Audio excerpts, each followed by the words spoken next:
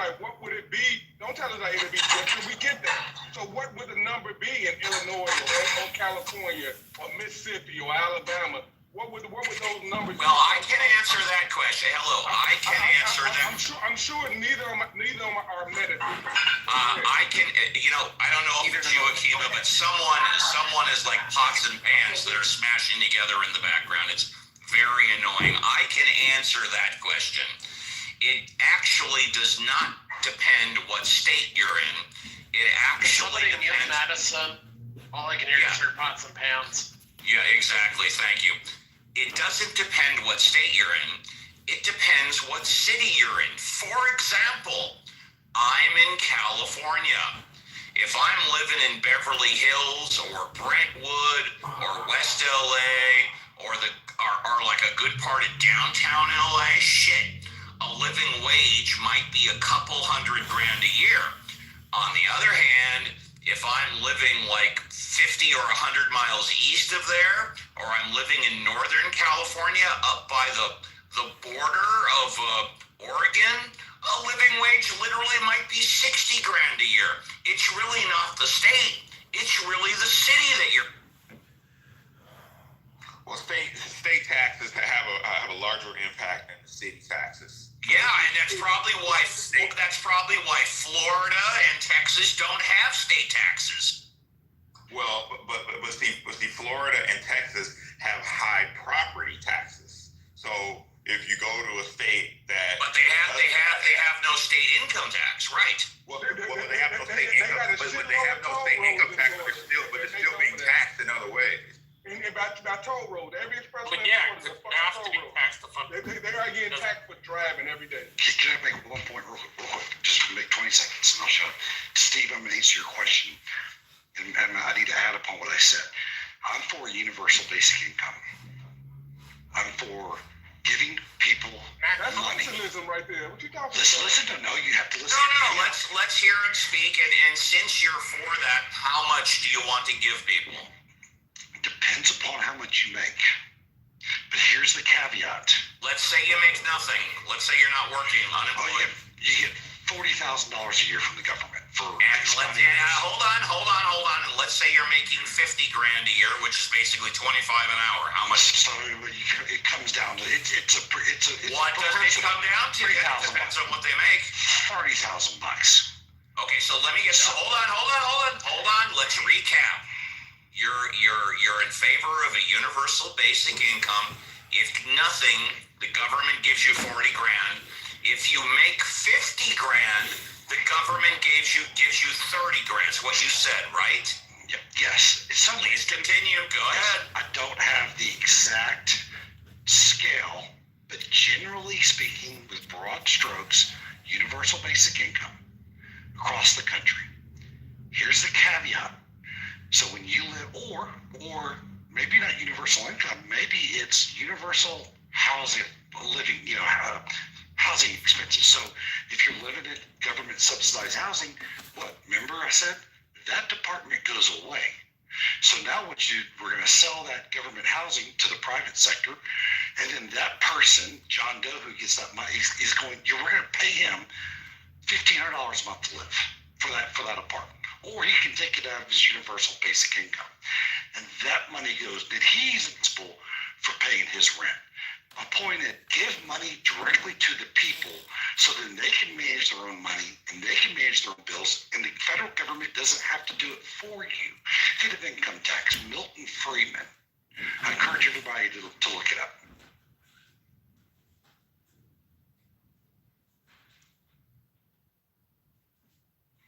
As the room is gone silent. Steve, Christian still here? What are your thoughts on that?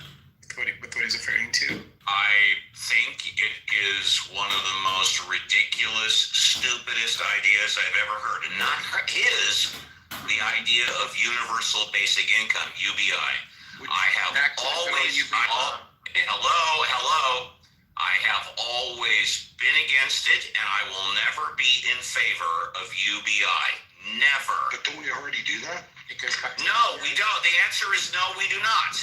We we don't give food stamps to people that don't make enough money. Food stamps is not UBI. That's not Food stamps are UBI. food stamps. But you see how, I know it's not, but you understand how replacing food stamps by giving people cash directly, you're replacing food stamps with giving money directly to the people. Yeah, and I think it's a totally ridiculous idea because then the people are not guaranteed food. They can go spend that money on anything they want. Bingo. And that's where me and you politically are different. If they're not responsible for it, why should I be as a taxpayer? I don't need Big Brother. I don't need because we have to at this point. Matt, That's your own. We have to. I mean, Hold on. How do you, somebody who wants the government to pay less money and have less of a larger bureaucracy, do you then go to argue you want UBI? You realize the bureaucracy you would have to employ to do that. a lot less bureaucracy. A lot less bureaucracy than the dozen departments that we have. The Department of HUD, If the you HUD. are seeking to give money to every single person, think about the dispersing agents. Think about the people that have to calculate that. Those are tens of thousands or hundreds of thousands of people. Yes, it's less than several million.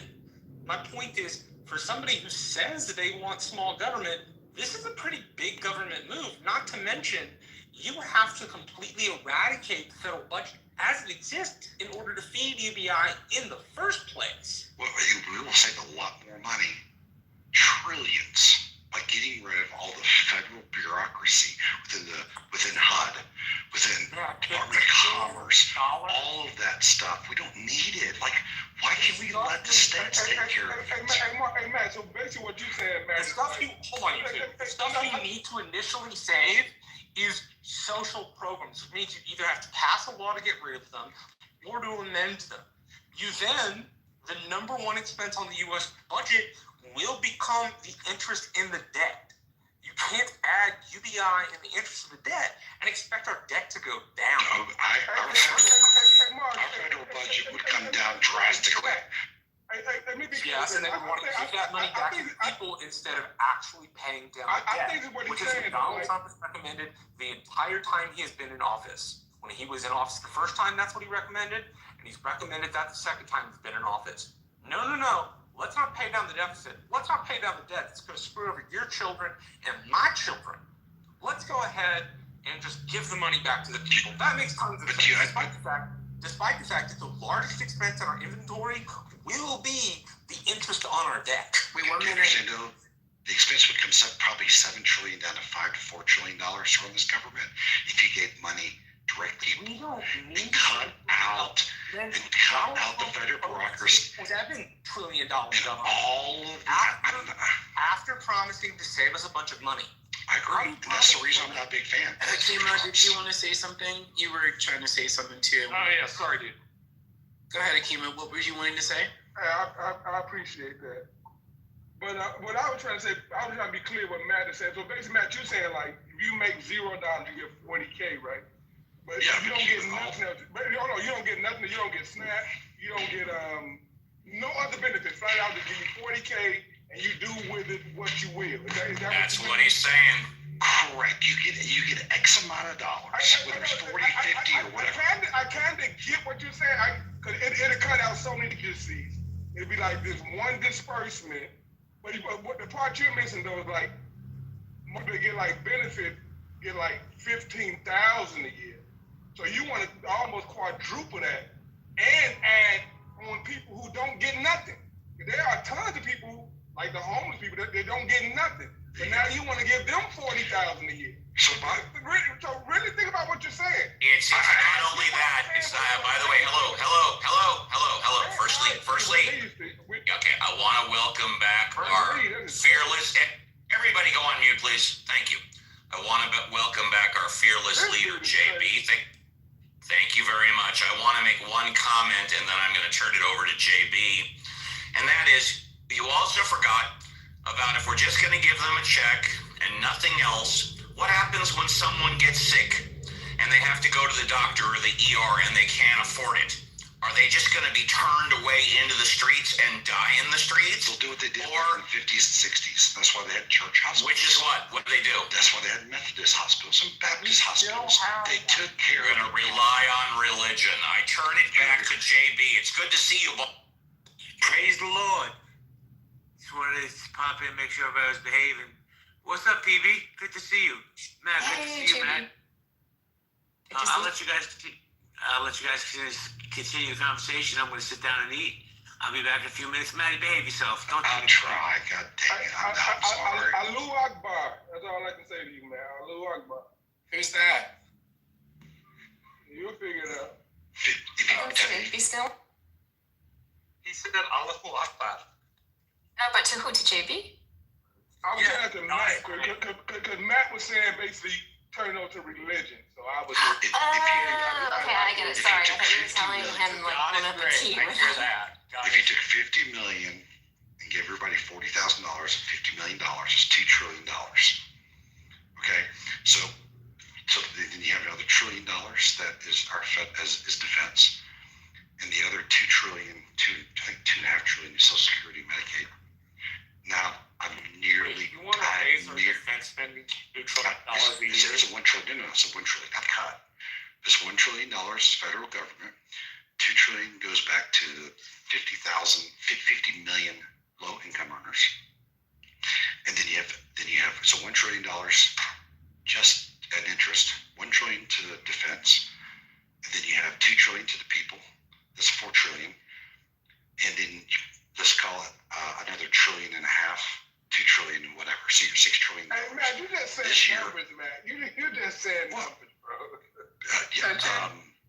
But Steve asked for those numbers, so you're almost just doing that. You balance the budget. The catch is you have to close down all the federal departments. But how much do you lose? Like, how much do you lose in terms of any type of subsidy, whether it be factory workers, All of it for goes away. So all of those people, all the farmers, everybody's gone, goes away, and then you just give everybody. Okay. Because Yeah, why the that's private sector especially can do retarded, but- well. I'm sorry, but the federal government sucks at Don't everything. vote for Most Matt, everything guys. does. Do not vote for Matt. Yeah, I'm out on this one. Well, Sorry. does the federal, what's the federal government that does that's efficient, effective, and cheaper than the private sector? Nothing. What? Yeah, Say but it again? you want to spend What do you money. do in You the just don't want to meantime? spend it. But here's my issue with it, Matt. You want to spend money, a lot of money, like a lot of money, but you don't want to spend it on any type of innovation and any type of jobs. Like instead of the carrot, you want the, I guess the cake. That's what the private sector. You need it too? That's what the private sector's for. Yeah, the private sector is for employing people. It will light the economy on fire, and we'll get to 4, 5, 6% GDP. And So you're saying- pay more. Go back to your local fire bureaus instead of having insurance to cover and taxes to cover the fire department. Yeah, but the more the more the federal government gets involved, the more expensive everything gets. No further than healthcare, look no further than Social Security, look for no further than education. I'll put on the list of what gets more expensive. That's a Federal government half. gets involved. That's a half truth, but if you don't have government involved, there's areas that won't have any coverage at all of healthcare or road infrastructure or the like. The road It's infrastructure not a is the state utopia that government. you're making it out to be The either. state government should be Rem, responsible for. you don't understand. This is a question. libertarian, but he just wants to write everybody a check at the same time. You just. I have a question. I have a question for people who support the universal basic income. So what? Now this is a concern, and I'm just asking this just rationally. So people in support of the universal basic income. Now we've heard that some people say that people on welfare will abuse the system, and someone says something about a fancy car, and the person was on food stamps. So if you give someone a universal basic income, perhaps what do you think that there's any barriers from someone spending that on luxury goods and not on essentials and not on healthcare? I guarantee you a lot of people will spend it on things they need. There also will be some people who perhaps are addicted to substances Yes. will spend it on drugs and alcohol. So that's. Yeah, I think Matt, sorry to interrupt. I asked that about 10 minutes ago, and he said themselves. that's what the churches are. No, that's a them problem, not that's a them problem, not a He me wants problem. Darwin's law. That's what he's. In other words, Take me to it's not the government's problem to help its people. Matt, one question it's- for you. No, you're right, Dave. Hey, wait a minute, you're right, Steve. It's the government's responsibility to protect us. It's not the government's responsibility to help us. I don't need help from the federal government. I want them to leave me alone. Okay. Give me back more of my tax dollars. Matt, one quick question for you. In the last 5 years, did you notice anything that happened when you wrote a check to everyone in terms of what prices? What? It's become They went donkey, of course. I'm saying that when you spend more money and you write checks to people, in the last 5 years, did you notice what happens yeah, to it's them? called it's inflation. Right, Bad so, inflation. So therefore, well, here's what I'm saying. You're missing the point here. If you spend $2 trillion giving cash directly to the people, okay, what you're doing is you're saving probably $2 trillion in the expenses it takes to run the massive bureaucracy of the federal government. The federal government has no incentive to save money. The federal government has no incentive to be innovative. Look no further than the FAA. I mean, they're using programs from the 1980s. look, I'm The not federal government arguing has- for big government. You are. This is the confusing part of this conversation. Stop. Your Yes, utopia math only works if everybody does what you think they're going to do with the money. I don't know what everybody's going to do with their money, and that's not a me problem. That's a them problem. That's the problem with our federal government. It's a safety net. It should not be a safety net. People need to take personal responsibility for Then what why they give do, them how they UBI spend at their all? money. It's Because you have Money to. to be done. It's called Because you have to at this civilization, point. brother. That's gonna Civilization work is the great. key word. Starving poor people in the streets who can't afford medical insurance. Yeah, and that's not going to happen. Look what's happening now. I think it's so great today. Government decided to implant some of the things in the first place. If we go back to their argument, Because they wanted to get elected. Great question. Anybody asked for Social Security? Nobody asked for Social Security. Nobody in the 30s asked for Social Security. They just gave it to us. I've not read why they put the programs in place. Because politicians wanted to get elected. If you advocate for the ripping out of something, you would do good to know why it's there. Because politicians wanted to be elected. Yeah, it's not that simple. You need to go back and you need to look at the arguments that the legislators were making. It's not as simple as they wanted to stay in power. You have people who actually believe the church didn't cover everything. Down here, we are the poorest area of Texas. Without federal help, people I know would go starving. There's not enough money around. It just isn't. And your insistence here that there is some sort of utopian outcome where you don't wind up with starving people or you don't wind up with malnourished people is nonsense. A large part of the 20th century history of America is the clawing out of poverty of the middle class. It is the going from the farms where you made no money during the Dust Bowl and the Depression into the city to make a living which you could feed your families on. It's not simply about ripping out what's already established, in particularly because you're not sure why it was. Nobody asked. Let me interrupt you. Just say one thing. Nobody asked for Social Security. Nobody asked for it. And guess what? The federal government gave it to us. It's about to You know break why they us. gave it to you? Find one politician. Last I'll end here. Find one politician that's got elected by taking shit away from people. That's not what I asked, Matt. What I asked was, do you know why they put it in place? Do you know what the arguments were in the Congress? It was during the Great Depression. Why do you think we did it then? What were the arguments? To stimulate the economy. No, not even a little bit. Not even. Absolutely. And guess what? Matt. Nobody was asking for it. Nobody was asking for it. But they just gave it to us. It was put in place by FDR. He believed people who were 61 through 67 should be able to live with a little bit of dignity before they died. Because prior to that, And they were. starving. No, they weren't. Prior to that, they were starving and dying in their houses when they couldn't work. I true. think we've got a lot of people who I'm sorry, I'll be have able the to mute opinions now. on I'm gonna state. eat No, it's dinner. totally fine. I'm sorry. But yeah, if no, It's totally funny. Nothing wrong with that. No one was even jumping in. So just wanted to give other people an opportunity to maybe, I don't know, take it a different direction, stay here, make a comment on. Yes, if you haven't spoken in a half hour, now is a good time. And by the way, to talk about anything you want. And by the way, hi, Paige. I love you, Steve. I love you, Marshall. Always love talking to you, Matt, even when we disagree.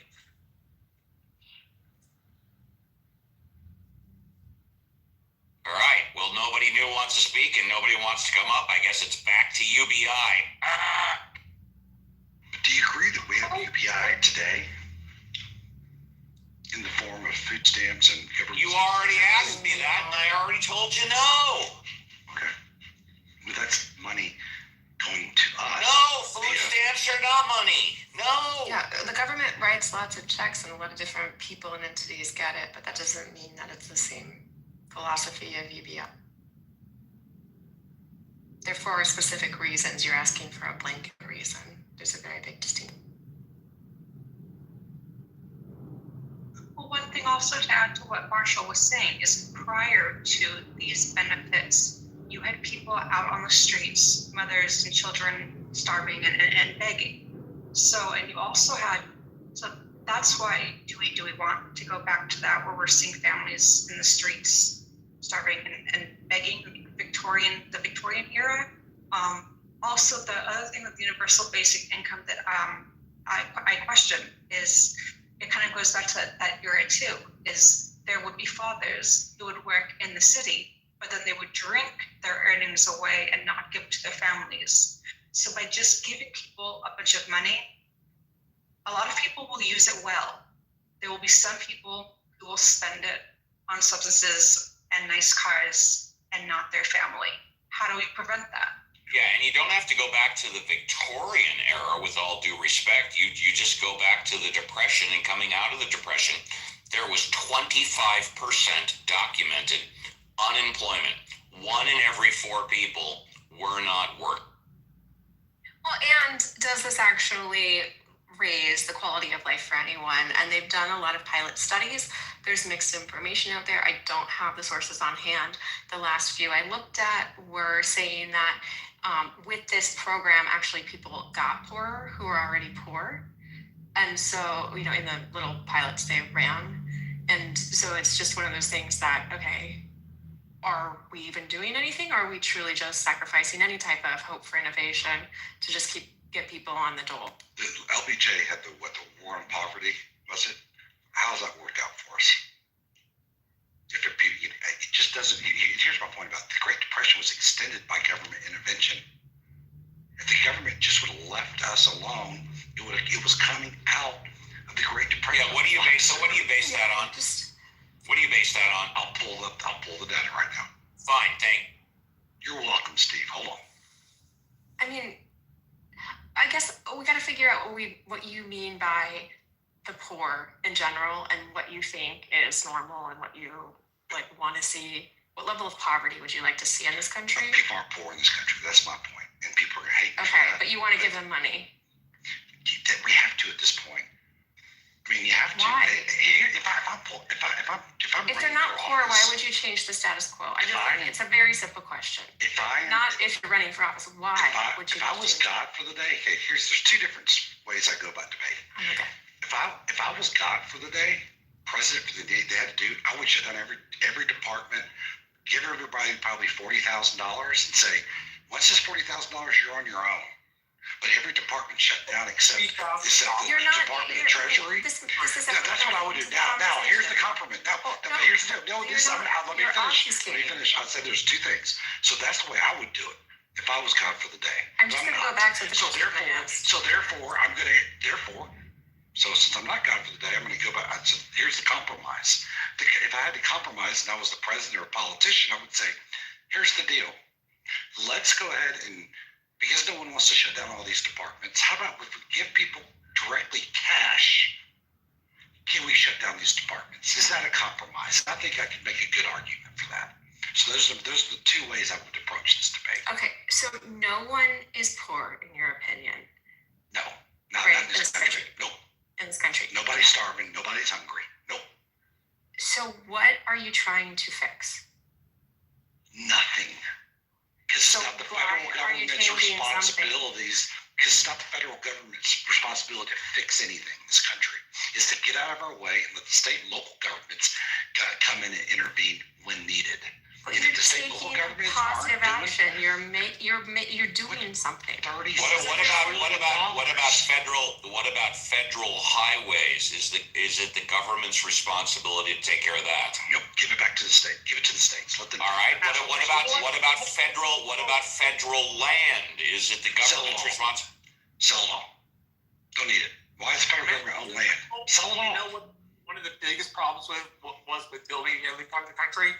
There were people asking for federal government grants, under the Jackson administration particularly, for roads between counties. Think about this. Roads between counties. Texas has tollways. Do you know how far down the debt ladder the tollways are? They have at least 25% more of their stuff to pay back before they're even with the state. And those things were installed 10 or 20 years ago. They've been profitable for nearly two decades. They've been subsidized by our state government for shits and giggles because they think that is better than federal highways. The federal government is the only entity in the country who can take on the debt for the long-term expansion and hold it. States can't do that. And highways don't make a return for 50 years on average. Which if you're accepting states to build together, then you're going to run into all sorts of state issues. It's why you need a federal. It's why you need a federal entity to say, "Fuck your state issues. Here's where we're building a road." Because sometimes it's not about the state interest. It's about needing to build a road for commerce through a particular part. Where they've been arguing where I live, they've been trying to expand a federal highway for 45 years. I-69. They just got for it.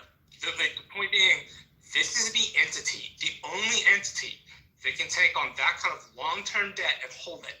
But it gets harder to hold that debt when we do things like add UBI and not pay down. Why don't we just make these interstates tollways? Make them all tollways. Stick in the spirit of JB. We have a new person on the stage. William, how are you? Would you like to say anything? Thank you for the kind welcome. I hope you get the interstate you need, Marshall. I'm all for it. I mean, we need something aside from our two-state highways. I mean, they're nice, but we need a third option. We have a lot of truck traffic out of the valley, and it definitely needs a federal corridor. But I'm going to preface this, but these crazy ideas that I have, which legitimately are crazy, but your half of your federal tax dollars will come back to you. Your federal income tax should be probably 10%, 12%. That's it. You think you could fund the United States military on 12% from everybody? Are you kidding? My point is, your federal income tax, you should be paying about half of that if you implement my wonderful Milton Friedman policies. That's the largest tax burden doesn't come from the federal government, it comes from the state. Marshall, what do you think? I have maybe a new question. Let's go to the otherwise I can question. stick This is on. interesting when we can draw in more people. Okay, sounds good. So I've been hearing this is kind of maybe a hot debate on Clubhouse this week. If you get rid of the SNAP benefits, as of today, would people starve in this country? People seem to disagree on that. I want to hear what the stage thinks. This is my best JB impersonating. I think over time extended, if it just didn't exist, you would have people that starved, yes. Like to death? Yes, but we're not going to be one of those places you take a camera to and like the Depression and go, look at these long lines, look at all these skinny kids. It'll just go on quietly separate in America. There'll be a percentage of Americans who simply just aren't food secure. I'm trying to answer your question without the value judgment. No, I'm curious. I'm curious what anyone thinks. Steve, Kima, Simon, Meg, William, Is the question? Jacob. Hello. Definitely. Okay. Someone. Hey, Megan. No. Sorry, Meg. I was just saying hi to Jacob. That's all. Okay. America is going to be like some of the countries we see where there are emaciated children, and no, that's, I don't think we're going to start like that. However, long term, it's going to have more of an effect of children being unable to learn in school if they're hungry. You know, you're having these. Are we getting rid of the free meals programs too? Because children need food to be able to study. So that's going to be affecting their academic, which then means that we have a class of people that are going to be doing poor academically that are already struggling. I think that's provided by the state, K through 12. No? Yes. So that would be a state by state thing. But I mean, Right. there would be Yes. there would be states that would probably cut that, don't you think? Oh, that's up to each state, but the bottom line is it's not a federal benefit, K through 12. It's a state benefit. Yeah, there's definitely there could be. I mean, there's probably states that would probably cut that. But if you have nothing, yes, it would be long-term food insecurity. I don't think you would see skeletal people dying on the streets, but you would have food insecurity, and you would have a lot of probably civil unrest. Because people going hungry. It's, you know, there's the revolution. It's the French Revolution. You know, a lot of it was people going hungry. Yep, that's the question. Is it a let them eat cake type of situation where people are truly starving to the point that they would, you know, attack someone? And also talk about food insecurity in the line there, because I do think this is a good topic, and I think this is a sensitive issue, and I agree that no one in this country should starve or not know where their next meal is coming from. So if anyone knows the difference between those two in that line, I think that's kind of interesting to explore.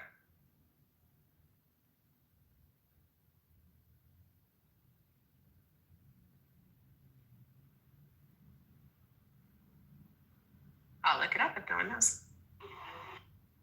Off the top of my head, no, I do not know. I'm sorry, what's the question? I thought I heard the question. The difference between starving and food insecurity. Is it you don't know where your next meal is coming from, the next 2 weeks of meals? What does it mean? So I understood it. It means Gotcha. you don't know where your next meal is coming from. And for example, when I went to school in Brazos County in College Station, 1 in 3 people were quote food insecure as a stat, meaning they didn't know where their next meal or two would come from. Get them. Marshall, how many years ago was that, please? How many years ago? Gosh, it's 2025 now. Yeah. About 10 years. Yes, about 10 years. Yes, sir. Thank you.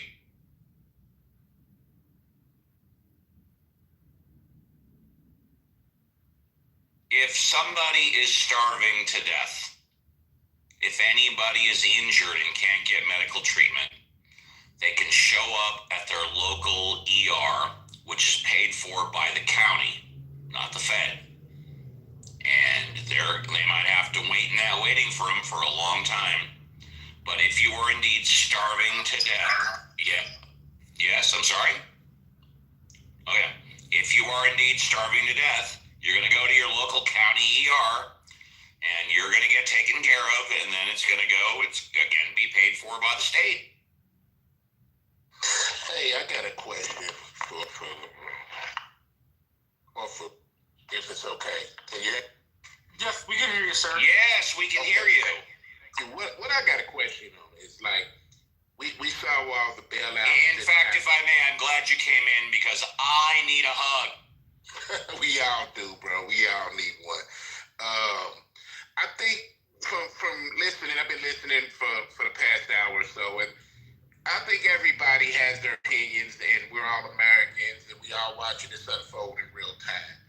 And I think the frustration for most, especially the taxpayers that pay their money, is the lack of representation that's going on currently right now. On both sides of the aisle, both sides of the parties, this is playing with real people. There's been we've watched the bailouts in government over the years that have happened with the banking industry, the automotive industry. We've seen $60 billion go overseas with Argentina right now, as well as we've seen money go to Ukraine in the previous administration.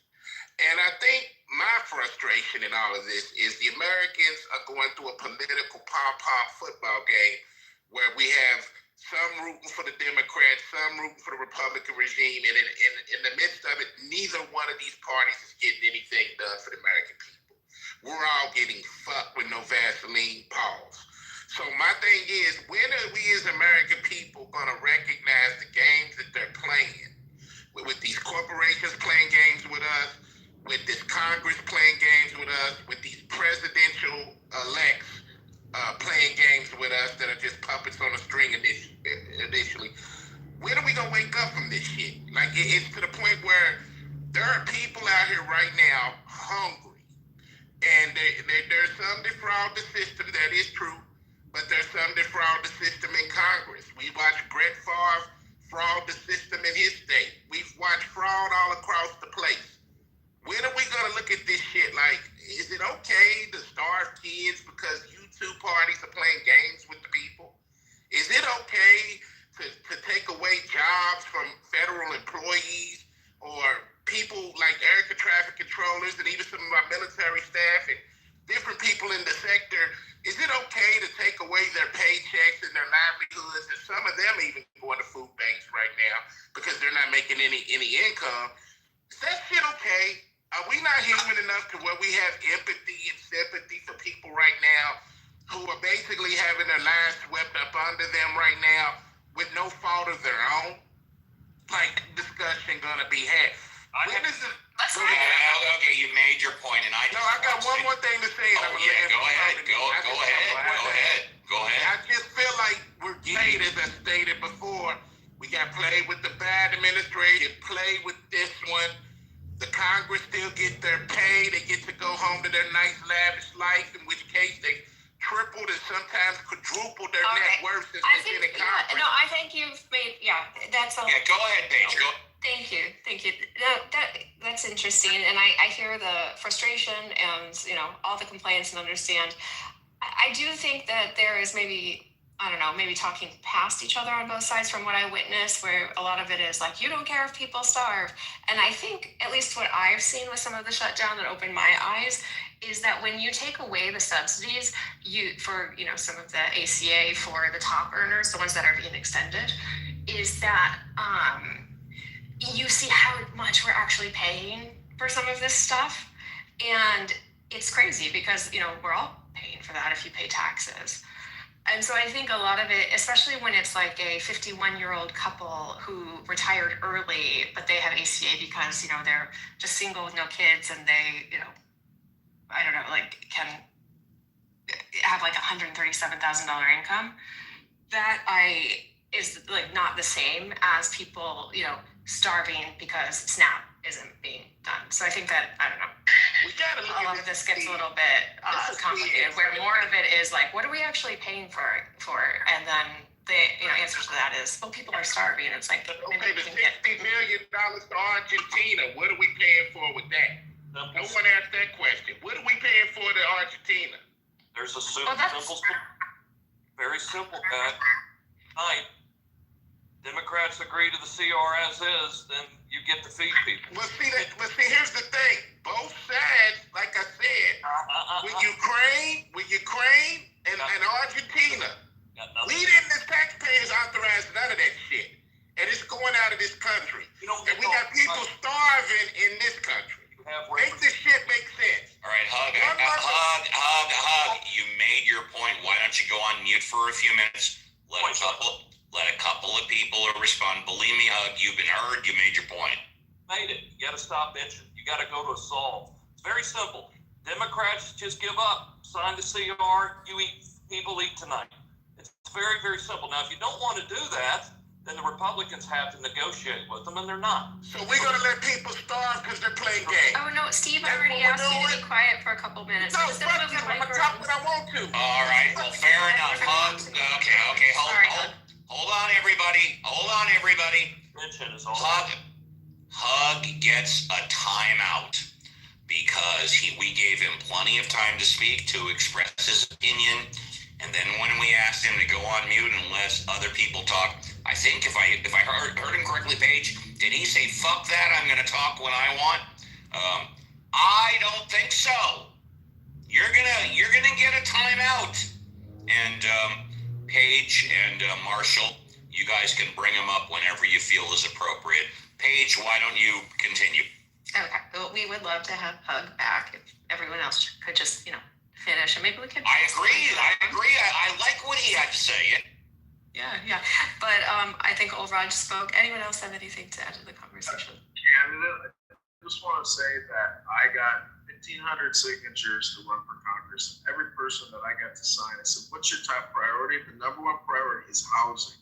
Complaints of why does the family across the street from me not have to pay rent? Why are they all on SNAP and cash welfare? Well, I got to work my ass off and pay my rent.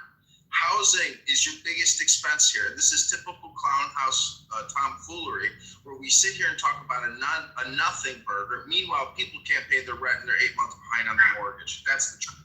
Then do you believe in rent control then on your campaign? Just because that's the only way you're going to control it. There's no other way. If demand exceeds supply, supply goes up, prices go up. If you don't believe in control, then you're nowhere different from anybody else who just wants to bitch about it. You got to come with solutions. And if you can't come up with solutions, just get in line and complain. Hold on. That's it. William, go ahead. Yeah, what the previous the congressional candidate do? He specifically mentioned subsidies through Section 8 is part of why. That is part of why the costs are so high. You have a lot of people getting money from the state, from the federal, and that's part of the housing price. We had a proposal today. I don't know if you guys saw the headline. Trump wants 50-year mortgages. Trump's answer to affordability is longer mortgage period. It's not actually increasing supply. It's not fixing the subsidies. It's just total horse shit. So I'm with our guy. What's your name again? Who's running for? You mean candidate? The profile name candidate? Kitover.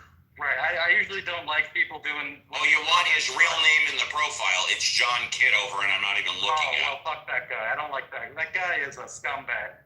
Total scumbag. Reporting bullshit. Go to hell. Kitover.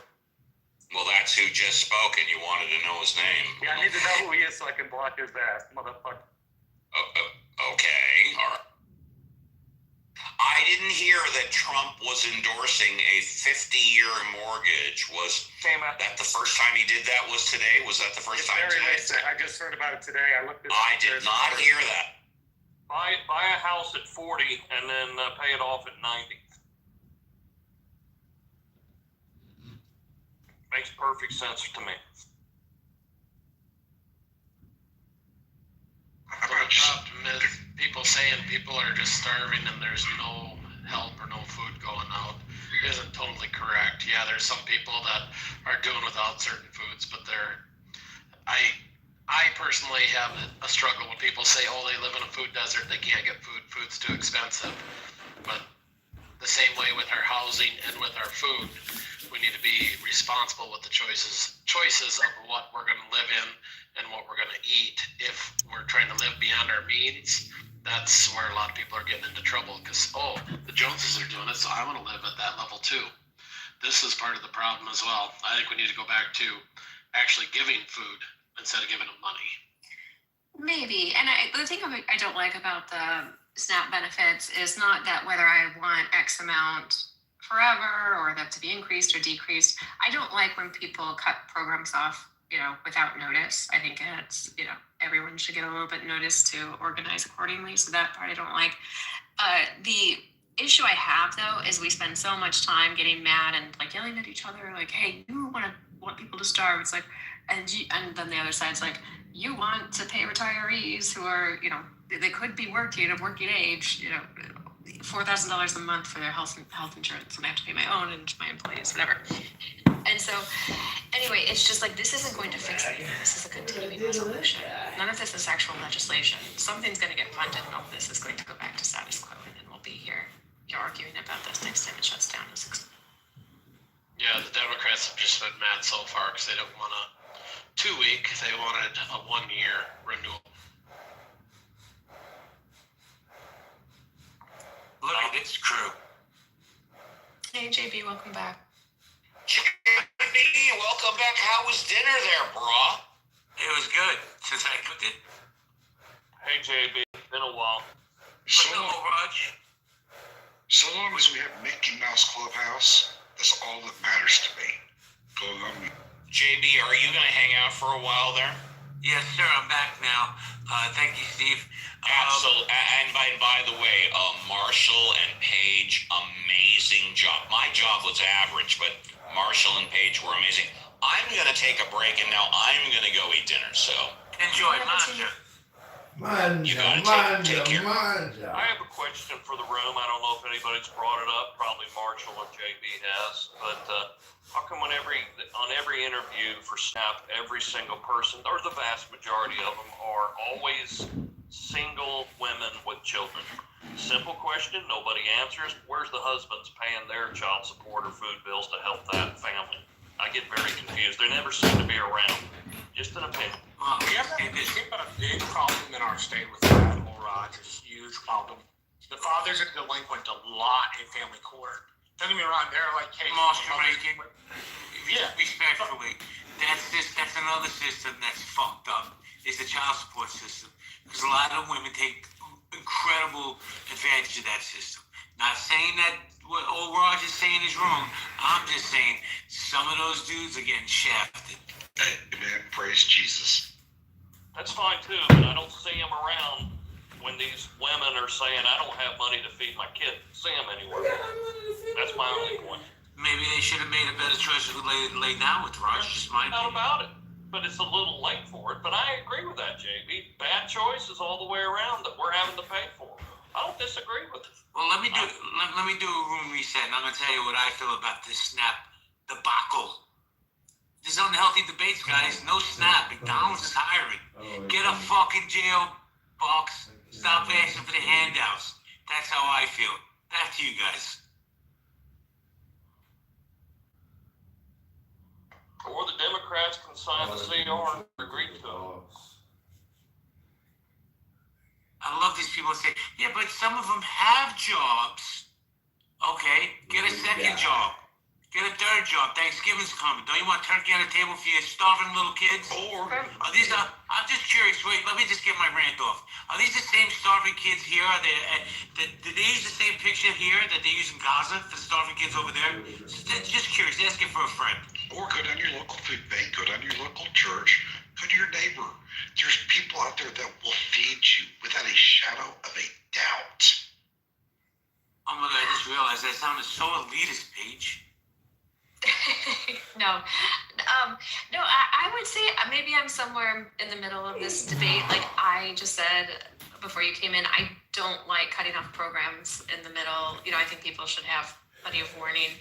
And it reminded me of a conversation I had with my daughter a while ago, and I was like, what do you think we should do? You know, like, you know, some people can't work, some people can, all that stuff, and whatever. And she's like, well, I think like there's always going to be a small few who can't really have a job to pay taxes. That's her way of putting it when she was 7. And like, yeah.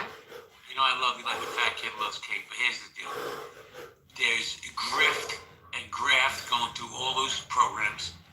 It's been going on for decades. This is a generational issue. It's going on, they pass it on from generation to generation. How about this, Paige? We give everybody SNAP. Whoever had SNAP before, give it back to them. With the stipulation that you have 1 year to get back to school, learn a trade, and get a fucking job. I don't think that's a bad ask. Yeah, I mean, but I guess some people in that category, which is always going to be the issue, right? But I think that there is a baseline of people who are probably going to need assistance, you know, maybe disabled people and I don't know, just people who are the wrong place, wrong time, whatever, temporary programs and some stuff in between. My question tonight to the room that I haven't gotten an answer to is like how much and when and what percentage of people and, you know, what exclusions would you have? How do you, like there's, it just always seems to be, you know, tax me less or, you know, you need to be taxed How more. about this, Paige? Paigey, how about this? Infirmed, mentally ill, and elderly all get snapped. No problem with that whatsoever. Take care of these people. Anybody else?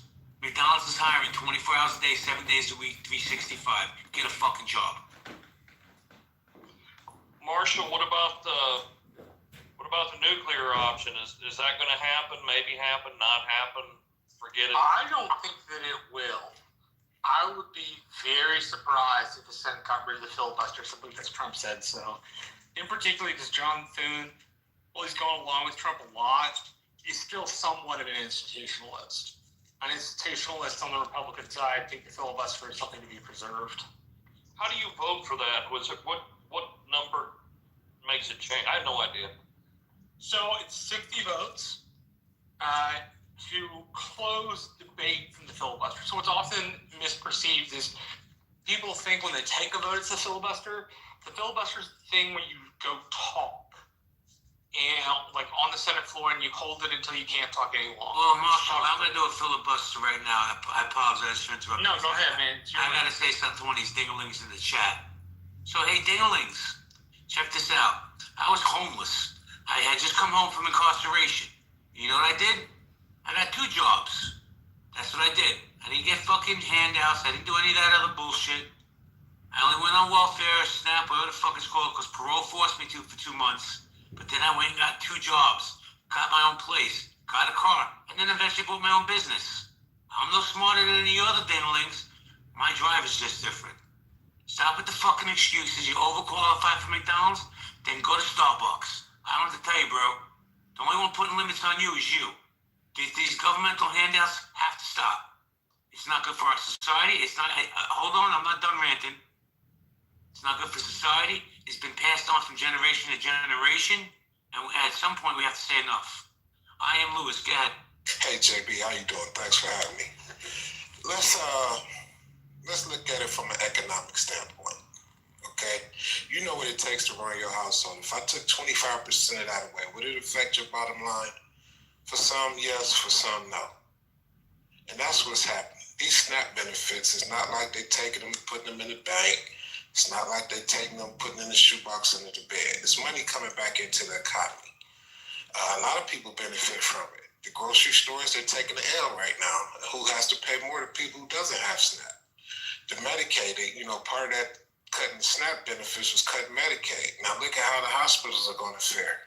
The nurses and the people who work jobs who don't have the direct benefits, but now there's a possibility that they can get laid off because the hospitals don't have the budget that they had with the Medicaid and Medicare coming in. So if we look at it from an economic point of view, it's not a good thing because when they send money to Ukraine, billions of dollars across seas, none of that comes back into the economy, zero. But when they release the benefits and pay these bills and stuff, it circulates and regenerates money back into the local economies. Hey, let me ask you a question respectfully, and I like you. You always have good respectful dialogue. So let's continue that. But should food stamps, SNAP, and all this other stuff? And let me finish before you get a chance to jump on me. Should we be using that for Twinkies and sodas and snacks like that? We have probably the unhealthiest society in the world. Don't you think there should be limits on what people could buy with their SNAP benefits, A, and B? What do you think about my idea of people having to go to trade schools or some kind of school to learn a trade to get out of this vicious cycle that America has curated? Okay, to answer the first question, if I sold Twinkies, I would want my Twinkies to be able to be bought with whatever type of money. See, I look at it from a different perspective because now in my Twinkie factory, I can hire more people because more people are buying Twinkies. You see how that works? The guy that checks in at 6 o'clock and gets off at 3 o'clock to make the Twinkies, he needs a job. And he doesn't see how he benefits from snaps, and it doesn't come to him directly, but it does affect him.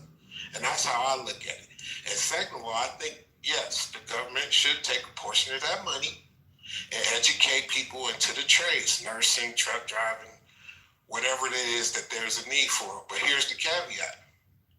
We have to have somebody to sweep the floors, and that's just a national program. That's just nationally. They're not going to train you up to the point to where you're smart and intelligent that you can compete with their children. No, they're not going to do that. So we have to have a systemized chaos, and the systemized chaos is keeping people to take the benefits that want to sit down on their ass. Okay, that's fine. Let them stay out the way. Then that way it makes room. It clears the air, clears the way for the people who want it. Like you said, when you got out of jail, you wanted it. You had that drive and motivation to do better. Hey, Lewis. Because I have other people I have to go to, but I just want to say this to you. And I respect what you're saying. It makes sense to me, right? But I had an idea earlier, and I'm sure somebody's going to jump on me about this. How about we take 10% of the money that these Congress people make in the stock market. Like Nancy Pelosi made $130 million in her lifetime in the stock market. Take 10% of that and distribute it back to the public. What do you think about that, IA Lewis? That's only 13 million, JB. That's not. That's just one. That's just one person. They shouldn't be allowed to do the insider trading. Give us the same information they got. I want in too. If it's a nickel bag sold in the park, I want in. I hear that, brother. Let's go. Let's go, bro. Let me say hello to MAGA real quick, because I haven't heard from MAGA yet. MAGA, how you doing? Oh, happy to be in the land of the living. Good evening. I'm happy you're in the land of the living as well. Do you want to chime in? Yeah. Let me say a couple of things. If you all want to trade along with Congress people, you can do that. You know, they release their trades. I don't know why people act like this is not publicly information. Also, Nancy Pelosi's husband is really rich. I'm not gonna sit here and defend Nancy Pelosi, but I don't know if y'all know who her husband is, but he's real rich. He was early Silicon Valley. $130 million ain't shit for them. Okay, that's my part. On Snap, and by the way, 10%. I'm pretty sure she paid 10% taxes on the money she made in the stock market, because you have to pay taxes on gains. So, yeah. And probably more than 10%. Anyway, I'll be real quick. I don't care about Snap. In fact, America's the richest country in the history of the world. I think I should get them. If they can give big agricultural companies tens of billions of dollars to grow corn and throw it away and burn it up, I'm fine with people getting free Gatorade and some lobster tails. I'll tell you what, man. Where's the corn getting thrown away and burned up? Hold on, let me just say this. So, that's in MAGA, the EU, Brian. I'll say this. Here in New York City, I have a former Governor Cuomo. But I'm happy man Downey won. Because I promise you, MAGA, the day they start handing out those checks and the free food, I'll be the first cracker online. Give me the money. Let's go. I'm grabbing it in both hands. Fuck it. If we're going down, let's all go down together. Well, I mean, here's the thing. When Biden was in office, everybody was complaining about the money was going overseas, and you can give it to Americans. You can give it to Americans. They sent this to Israel. They sent this to there. What about America's America first? Okay, well, these are Americans. If people want to have money, have money. I'm not going to get the food stamp. Now, I will buy some food stamps at 2 to 1. If you hit me in the back channel, we'll buy some. But it's so amazing. It's so amazing that we are so America first until it's time to give Americans things. Then it's get off your lazy ass. The man gave Argentina, I can't tell why. Only thing good that came out of Argentina was Don't Cry For Me, Argentina by Andrew Lloyd Webber, and some fat asses and some steaks. The man gave Argentina a credit line of tens of billions of dollars. But we want to cut back a program that a lot of people will get lost in the wash. I don't want no kids and other people to go starving just because they have a crummy parent. But see, I actually am America first. That's the real trick bag about it. Y'all don't know about the liberals like me. The liberals like me are the ones that actually care. The people that say they are America first actually aren't. Because they are now quiet about the money going to Ukraine. Quiet about the money, not everybody, but quiet about the money going to Israel. Quiet about Argentina. Quiet about bombing boats. Quiet about the Panama Canal. Quiet about Greenland. Quiet about Canada. Quiet about the tariffs. Where's all the America first? But now it's fucking food stamps. Now it'd be one thing if we got stamps for hand jobs. Would I vote for hand job stamps? Absolutely. But it's fucking food. Yeah, people aren't America first. America is my last point, and I'll be done. Americans hate other Americans. Yeah, no pushback for me. Hold on, Raj. Let me get King Nave in. So I'm sure he's gonna want to. King Nave, how you doing? Naveen, how you doing? Doing well. What's up? You tell me, man. What do you think about what Mag is saying? I mean, he's talking in a very capitalistic standpoint in some ways. Like, hey, let's invest 2 to 1 into food stamps. I would do that with you any day. But yeah, I mean, look, I actually I believe that it's our obligation to make sure that people don't starve, make sure that people, can be taken care of that aren't actually able to do, to go out and work and able to do those things. If they're not able to do it, hey, we should together as a community help those people. Now, if they're capable of working and they're just, bucking the system because it's free and they can do it and do whatever, well, that's a different story. But in terms of, people who actually need it, like families that are suffering, that are, way below poverty, or they're stuck in drugs, or they're in some major situations that are really, really bad for them and they can't get out of it. I mean, these people shouldn't suffer. But Naveen, respectfully, let me ask you this. You don't have to me, though. I want to ask you a question. These people that are living in abject poverty, right? And they get on this system and they're getting free food and free money. How are they ever going to get off the system? Enlighten me with that one.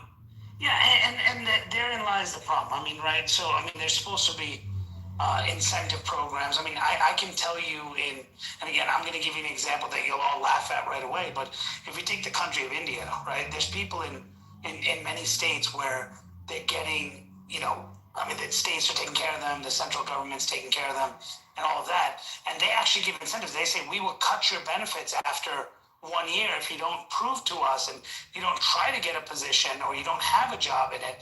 And then if it goes on for past 2 to 3 years, then you'll get no benefits at all. So in other words, hey, you could be screwed after 2 or 3 years, so you better be out there hustling to get a job. And I used to tell India is not America, sir. India is not America. I didn't say it was. Well, why make the comparison? He's making it upset, I think, because he's saying there should be limits on it, and I agree with him. I've said it, put a 1 year limit. In India, yeah, but not in America. Like, you can't use India. No, America's the greatest country in the history of the world, they say. The richest country in the history of the world, they say. You know who they are? Not They're by the ones with the money. having limits, though. America has limits. Hold on, XG, I got you. I'm coming to you. I just don't understand. Somebody like, I use PB as an example. She got 8 kids, 7 of them adopted from Uganda. She don't take handouts, right? It makes no sense to me. But before I go to anybody else, I have to say hello to Shy Shy. What's up, Shy Shy? Hello. You're very low. How you doing? Can you hear me now? Yes, ma'am. How you doing? Long time no speak. I'm great. How are you? How's everyone doing? Peachy Keen, do you want to chime in on the subject? I'd rather sit this one out. Okay. So hold on, XG, because I told this guy, biracial Barbie. Biracial Barbie, how you doing? Doing well. How are you? Doing fantastic. Do you want to chime in? Yeah, I got 2 things. First, I think it's SNAP is a really good alternative to what the other alternative would be, which is what, a job? No, which is if these people are neglecting their children, right, then we would have to arrest them, and then their children would go in the system.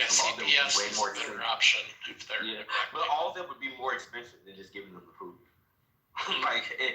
Just purely from a selfish point of view, all of that, like all the consequences of your kids starving would be more expensive for us to regulate and then do out the consequences to, would be more expensive than just giving you SNAP.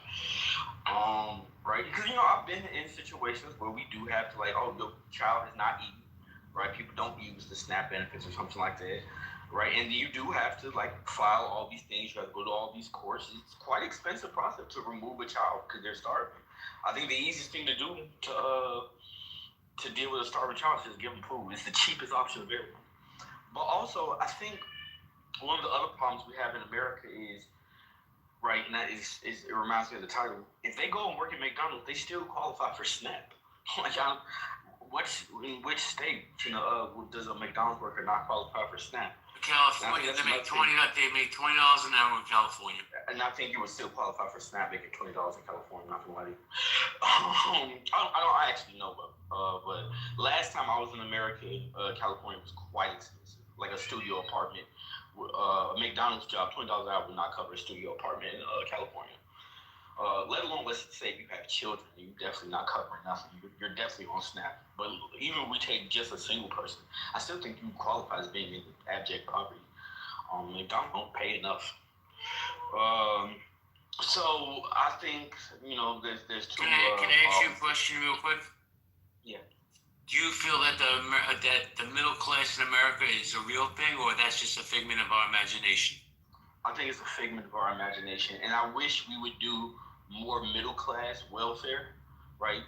Things that because having a job is expensive, right? And these people are not incentivized to have a job because one, they get a job, their benefits go down. They still get the benefits, they still will qualify, but the benefits will go down, and it just doesn't balance out. Having a job is expensive. Transportation, babysitting, you're buying those expensive ass work boots that they got for a lot of those McDonald's jobs. So I think if we did more middle class welfare, that hey, we're gonna offer you free daycare, which some states do, free daycare. We're gonna offer you some certificate payments, things like that. I think that would work out much better because as it stands now, it just doesn't make any financial sense for you to go get a job that pays $12 an hour and then lose some of your SNAP benefits. You're doing better on SNAP benefits, no job, than you are $12 an hour in most states, to be honest. And could I add in there, JB, there's something that was brought up as far as the middle class. The middle class is what carries the country, to your point earlier, that yes, it should be more training, more job training to increase the middle class because the rich don't pay taxes because they know the loopholes and the poor don't pay taxes because they don't have it. So the middle class is what carries the country. So we need to increase the middle class, and to the brother's point, have some incentive to get to that middle class. Well, that little part at the very end about the loopholes. What's up, XG? Yeah, that part at the end about the loopholes is what I was going to get into because I find it funny that, again, the right loves to run the rules for thee, but not for me, because I don't know, the last 8 years that I've heard people get on the billionaires about the tax loopholes, all the right told us was, oh, well, you can just use the same loopholes they do. Well, it's not their fault they figured out how to do the system better in their favor. You should figure that out too, and maybe you'd be more successful. And now that poor people have gamed the system in order to not need to work and just live off SNAP benefits, now that they're pissed that they took the advice, which is figure out the loophole and abuse the loopholes where you see them. So I don't understand what the problem is. If rich people can do it, why can't poor people do it? Because rich people are getting the expenses taken out of their pockets for once? It's the middle class that's hurting. That was my whole point. Let's increase the middle class by jobs, by trainings, certain skills like electrical skill can't be replaced with AI. There's a lot of plumbing can't be replaced with AI. There's a lot of jobs that can't be replaced with AI, and that's where America, and this is just my opinion, that's where America needs to focus and get more people in the middle class because, like I said, it's the middle class that carries the country. Yeah, but let me ask you, describe what this mythical middle class looks like. Because it used to be owning a house, white picket fence, 2 kids, a little doggy. What does it look like now? Well, two parents, working, 2 households, 2 adults working in the household, making close to 6 figures, if not more than 6 figures. Like I would say an average middle class person that's living comfortably right now, at least in my area, has to be making at least $150K a year. If you got 2 people doing that, that's 300 a year. And that's average right now. That would have been a dream maybe 2 decades ago. It's average now. And let's give them some type of incentive, free healthcare or discounted healthcare, or what they spend on their healthcare, double it off on their taxes or something. Just some type of incentive to get people to get to the middle class. Because an electrician can easily make $150,000 a year, and a plumber. We're never going to have free healthcare. Never. I don't know where you got that from. Well, let me say this. Got what from? I'm sorry. Let me say this real quick. Hold on, Viration. I don't know. I'm sure most of you are familiar with Cindy Stumpo. She owns a very big construction business, and her and I got into a conversation about the middle class and the trades, and she said that she'll tell anybody, oh, listen, don't become a lawyer, don't become a doctor, become a tradesman, become a plumber. She said she has plumbers on her payroll that make $350,000 a year. $350,000 a year. That's above middle class, I believe. That's an absurd. That's an absurd. Yeah, Cindy's done absurd for a private plumber. Hold on, guys. One mic at a time, please. I was speaking next to you. Yeah, that's an absurd bit of advice. the idea that because you have some people on your individual payroll making $3,000 or so, you become that thing. When, especially with physician, the number one route to wealth, pay and wealth in America is actually becoming a physician healthcare. That's an absurd claim. That is nowhere near the average of what, I mean, you know what? Everybody here should stop working. I know some dude that want to hit the Powerball. Just play the Powerball every week. That's a ridiculous. Don't become a doctor, become a lawyer. I mean, what? You want the society to crumble? Like, that is an absurd claim because you have that on your payroll. Well, it is. It's not absurd. I mean, it's Let me just finish my point. Let me just finish my point. I don't know why you just can't wait till I'm done. Okay, I'm done. I'm not gonna go back and forth with drunk people on a Saturday night while I'm picking. No. Could I answer? Feel free to land if you'd like. Can I answer since I brought it up? Oh my God. The reason it's not absurd is because it's easier to become a plumber than it is a doctor. Not one making 350,000. Average is, Let me finish. the top is, average is 100. That's what I wanted to have. Can I finish? A person graduating out of high school can go to linemen's, trust the guys to do the electrical wire. He can make easy $150,000 a year. That's with the overtime, because a lot of, like when these big storms come down, let me explain first before you jump down my throat. These guys graduate from high school, they go to lineman training for about 6 months, and now this guy, his base pay is starting at 80-something thousand. With overtime, which they all get, they make well over $100,000 a year. Same thing with plumbing. The guys that do the plumbing, they come in and they do, they build, you see these skyscrapers going up, those guys are making a lot of money. Okay. No. Okay. Just a second. I mean, I think we got it, right? Like, I actually employ diesel mechanics, and it is true that no one makes near $350,000. Like, this is a few people that make that, and what you just said is that most people are making around $100,000. I think Brian gave the average, which is about correct. Which is 80 to 100 in certain areas. Wait, For sure. That doesn't mean it's a small amount. But not everyone is making $50,000. That's what. All right, so let's move on. Let's move you 50. But let me ask you this, P. In your opinion, if somebody's making $100,000, $120,000, or electrician, whatever they're doing, would you consider that middle class? Yeah. It depends on where you are. It's either middle class or upper middle class or the bottom of your top tier of the local area. I mean, these are really good jobs, right? But that's not the question. It's which school should you go to? Like, what are the opportunities? What That's low class in California. Well, let me say hello to Chris. Welcome to the stage, Chris. Good day, sir. How you doing? Doing great. Guys, if you have a pink ticket, please cash it in. Chris, yours.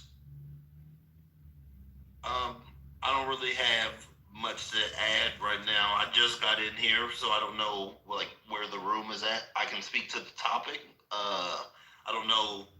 I haven't been here long enough to read the room to see what's being talked about. So, yeah. All right, guys. Biracial, you wanted to jump in? Yeah.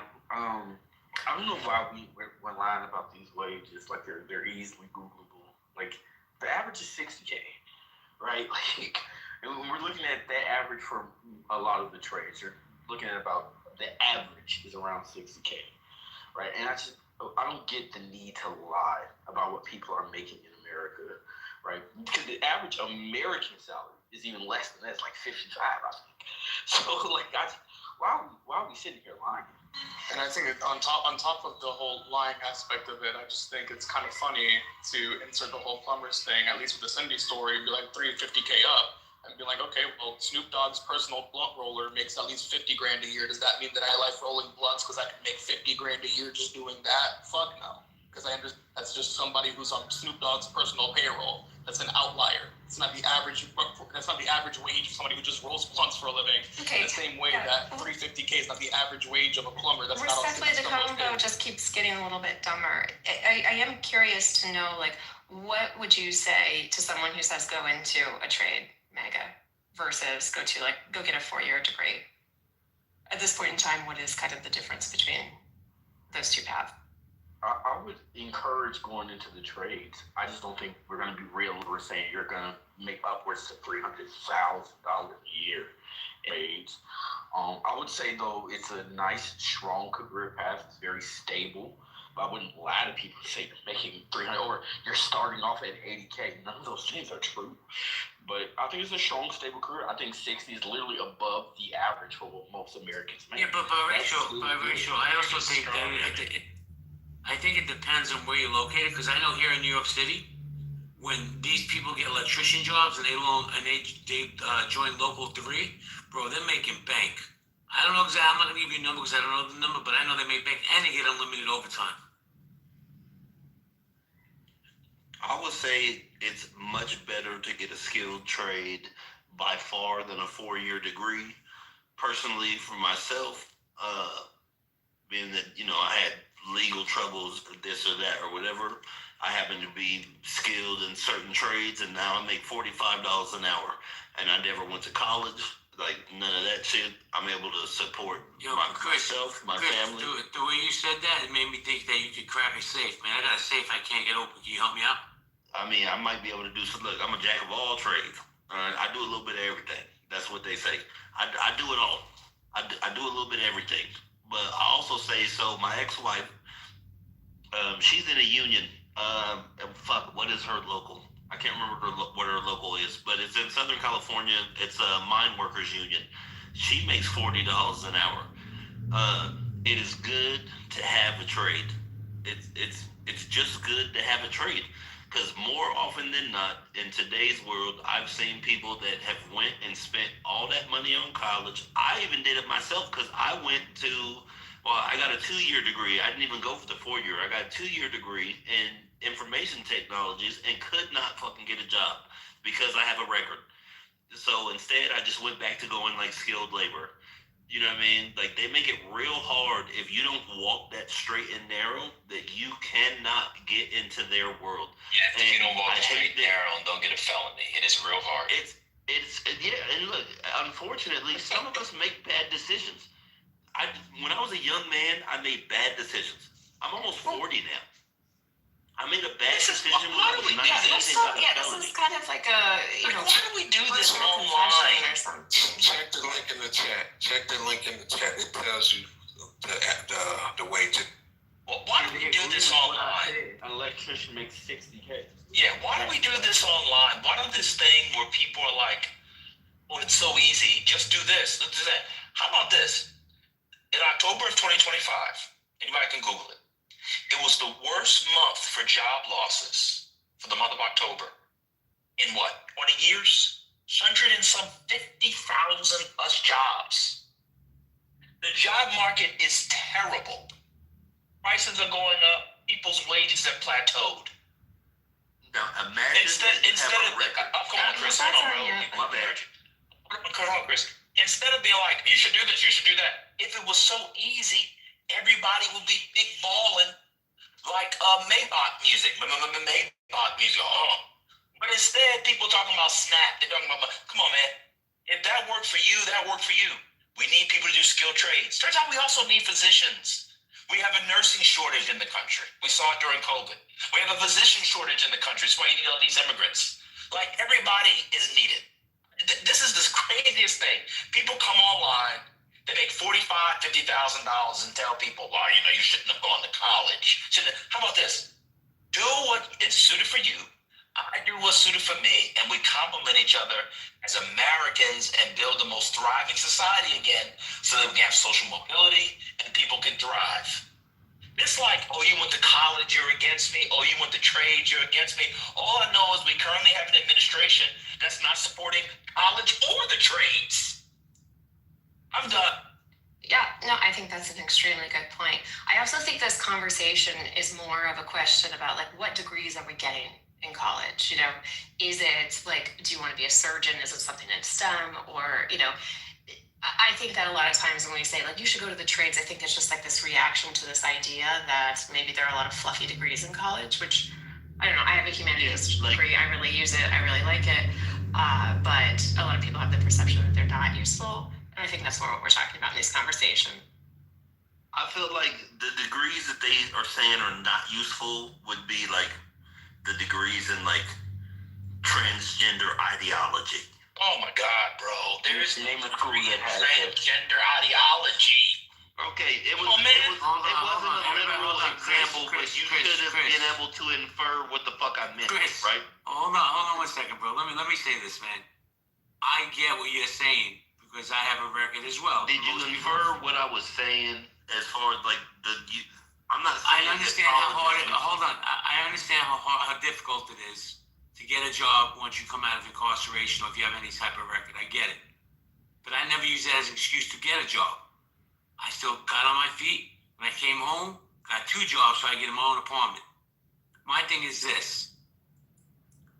Instead of, why can't we put something in place? I'm not saying people shouldn't get SNAP, right? I think people, if you're elderly, if you're infirmed, if you have a mental illness, absolutely, we got to take care of our people. But if you're able to work or learn a trade, and I only brought up trades because if you can learn a trade that's going to help you progress in life, then why wouldn't you do? Why wouldn't we implement that type of program? I agree with that because I don't think that everyone should have got cut off from SNAP. So I was raised by a single mother who worked 2 jobs and relied on those food stamps while working those 2 jobs to feed both of us. You know what I mean? And she wasn't lazy sitting around just collecting stamps. You know what I'm saying? So I get like that there is a major impact on people that actually deserve to get these. I also know people that have just sat and tried to loophole play the system and be like, oh, I'm going to get on Section 8 this way, that way, the third way, and do this or do that or whatever. And those people, I am not mad that they shit cut off at all. And it's more about trying to figure out how to, like, make it, like, fair. Like, unfortunately, life isn't fair. But does that mean, like, just keep it going? No, it doesn't. Unfortunately, like, are there some people losing that should have it? Yes, but there's more people that shouldn't have it that don't than there are people that lose it. And that's by what I consider to be an exponential amount, like a lot. So it, like, balances out. Where do you get your numbers from? Mostly just the way that I navigate through life because I live in the inner city and I still be in the hood and I actually be in these places. Chris, let me jump in real quick because I'm glad that I'm appreciating what you're saying, but let me, because I know MAGA's gonna want to jump on me for this, but it's just fine. I got nothing but respect for MAGA. The real problem I have with the SNAP program, right, is that it's become generational. There's nothing to incentivize people to get off of it. It goes from one generation to the next. Now, just like you said, Chris, this is my lived experience from what I've seen and what I've been around. I don't have data. I don't have stats. I just know what I've seen. I had a restaurant right literally across the street from the projects. I became friends with a lot of those people who are still living there and still getting their benefits and will never leave because there's nothing to incentivize them to leave. That's what I wanted to say. Hey JB, I got a solution. Let's do this. Take every single dollar that was spent on SNAP, Medicaid, so forth and so on benefits, and let's offer free education across the board. Since the education is what separates the have and the have-nots, we offer free education for everybody who wants to. If you want to become a doctor, we'll pay for it. That's a great idea. Unfortunately, big education is big money, and they're never going to allow it. Exactly, because the system is set up for the haves to keep what they have and the have-nots to stay a have-not. Here's an idea. So they starving. They starving. And meanwhile, you pay for the education, but they don't eat. Here's an idea. I don't know. Instead of cutting the government and saying like, we'll just cut the government, just fire people, not take taxes. Why don't we create a government office in SNAP, and you make it robust, and you try to finding people who are committing fraud. You don't bring in Elon Musk for a couple months and a 20-year-old named Big Balls whose pimples are larger than his nose because he's just going through puberty, but you hire a bunch of experts who can do the research and the investigation and find out who's scamming on the programs. Like, if people really cared about the scamming and frauding of the programs, you wouldn't have people like Big Balls. Instead, you'd have government officials and you'd have offices to track that down. I tried to fax something to the IRS today. No answer. Wait, I tried to. They still have fax machines, Matt? Yeah, you can do it. So I have an office, and it's pretty fantastic. I tried to load something. It shut down. Guess what's happening while the government shut down, y'all? More fraud. Like, these people don't actually care about fraud. They use fraud as a way to score political points around election season. And they did it last year. This administration came in saying we're going to cut down waste, fraud, and abuse. They said that they found somebody who was getting Social Security checks for somebody that was over 100 years old. Where's the indictment? Hey, Maga, let me ask you a question. Real quick. Can I say Real quick, JD. Because I got a Where's the question for indictment? this brother. Where's the indictments? I agree, Maga, but let me ask you this. How do you feel? Do you feel that this shutdown will impact midterms next year? Maybe a little bit, but I mean, it's been trending blue tsunami as we saw on Tuesday. Maybe. It depends on how long it goes. I can tell you states like Virginia are gone for Republicans for a generation. It's too many federal workers. But I don't know what the shutdown's going to do. I might get married to Khalees next year. I don't know what's... Hey, MAGA. Can I ask a question? Hold on. Let me get my little question in real quick. All right, Chris, I'm going to get you in a second, but after you, I want to go to Waxy, Adam, and Brian. Yeah, Chris. Okay, so you meant, MAGA, like, they said that they was running on, like, cut fraud and abuse and whatever, and during the shutdown, that's what's been even more prominent. My first and main question would be the fact that they cut off SNAP for everyone. Is that not cutting down fraud and abuse because nobody got it? Yeah, you got money. Yeah. In fact, they should just end all government programs, including the military, where we have the most waste, fraud, and abuse. But that don't have nothing to do with what we talking about, and that leads into my second thing. Silly is that point. when you said that people like Musk or whatever, like, don't get me wrong, I don't care. I don't think that Donald Trump is a good person. Personally, I think that he's a good. I think he's a good politician, a good businessman. I think he's a shitty person, but I don't care because I don't let my emotions run me. You know what I mean? But what I will say is that while people say, oh, well, Elon Musk came in and started cutting this and cutting that, and maybe they were looking to see like where all this money is going, because there's been a lot of money going everywhere else. Like all these things of there was a gentleman, I don't know if it was that said like, oh, well, why don't we just use all that EBT thing and put it to free education? Well, we could have did that with all the money we sent to Israel. We could have did that with all the money we sent to every other country for every other bullshit thing that was just an underline or underwritten line that probably didn't actually go there because there is no proof and it just lined these politician pockets, right? You know what I mean? That's what I'm saying. Is that there's a better way to do this, and I think that the fact that people be leaning so hard on the left and the right, of being like, oh, I'm a Democrat, I'm a Republican. Sorry, there's a better way to do that. You're a I blood. totally You're zoomed a out crip this. and you're a blood. That's the way that I see it. Because one of you wear a red tie, one of you wear a blue tie. Let's get back. Let's land it somewhere. Where what are you talking about?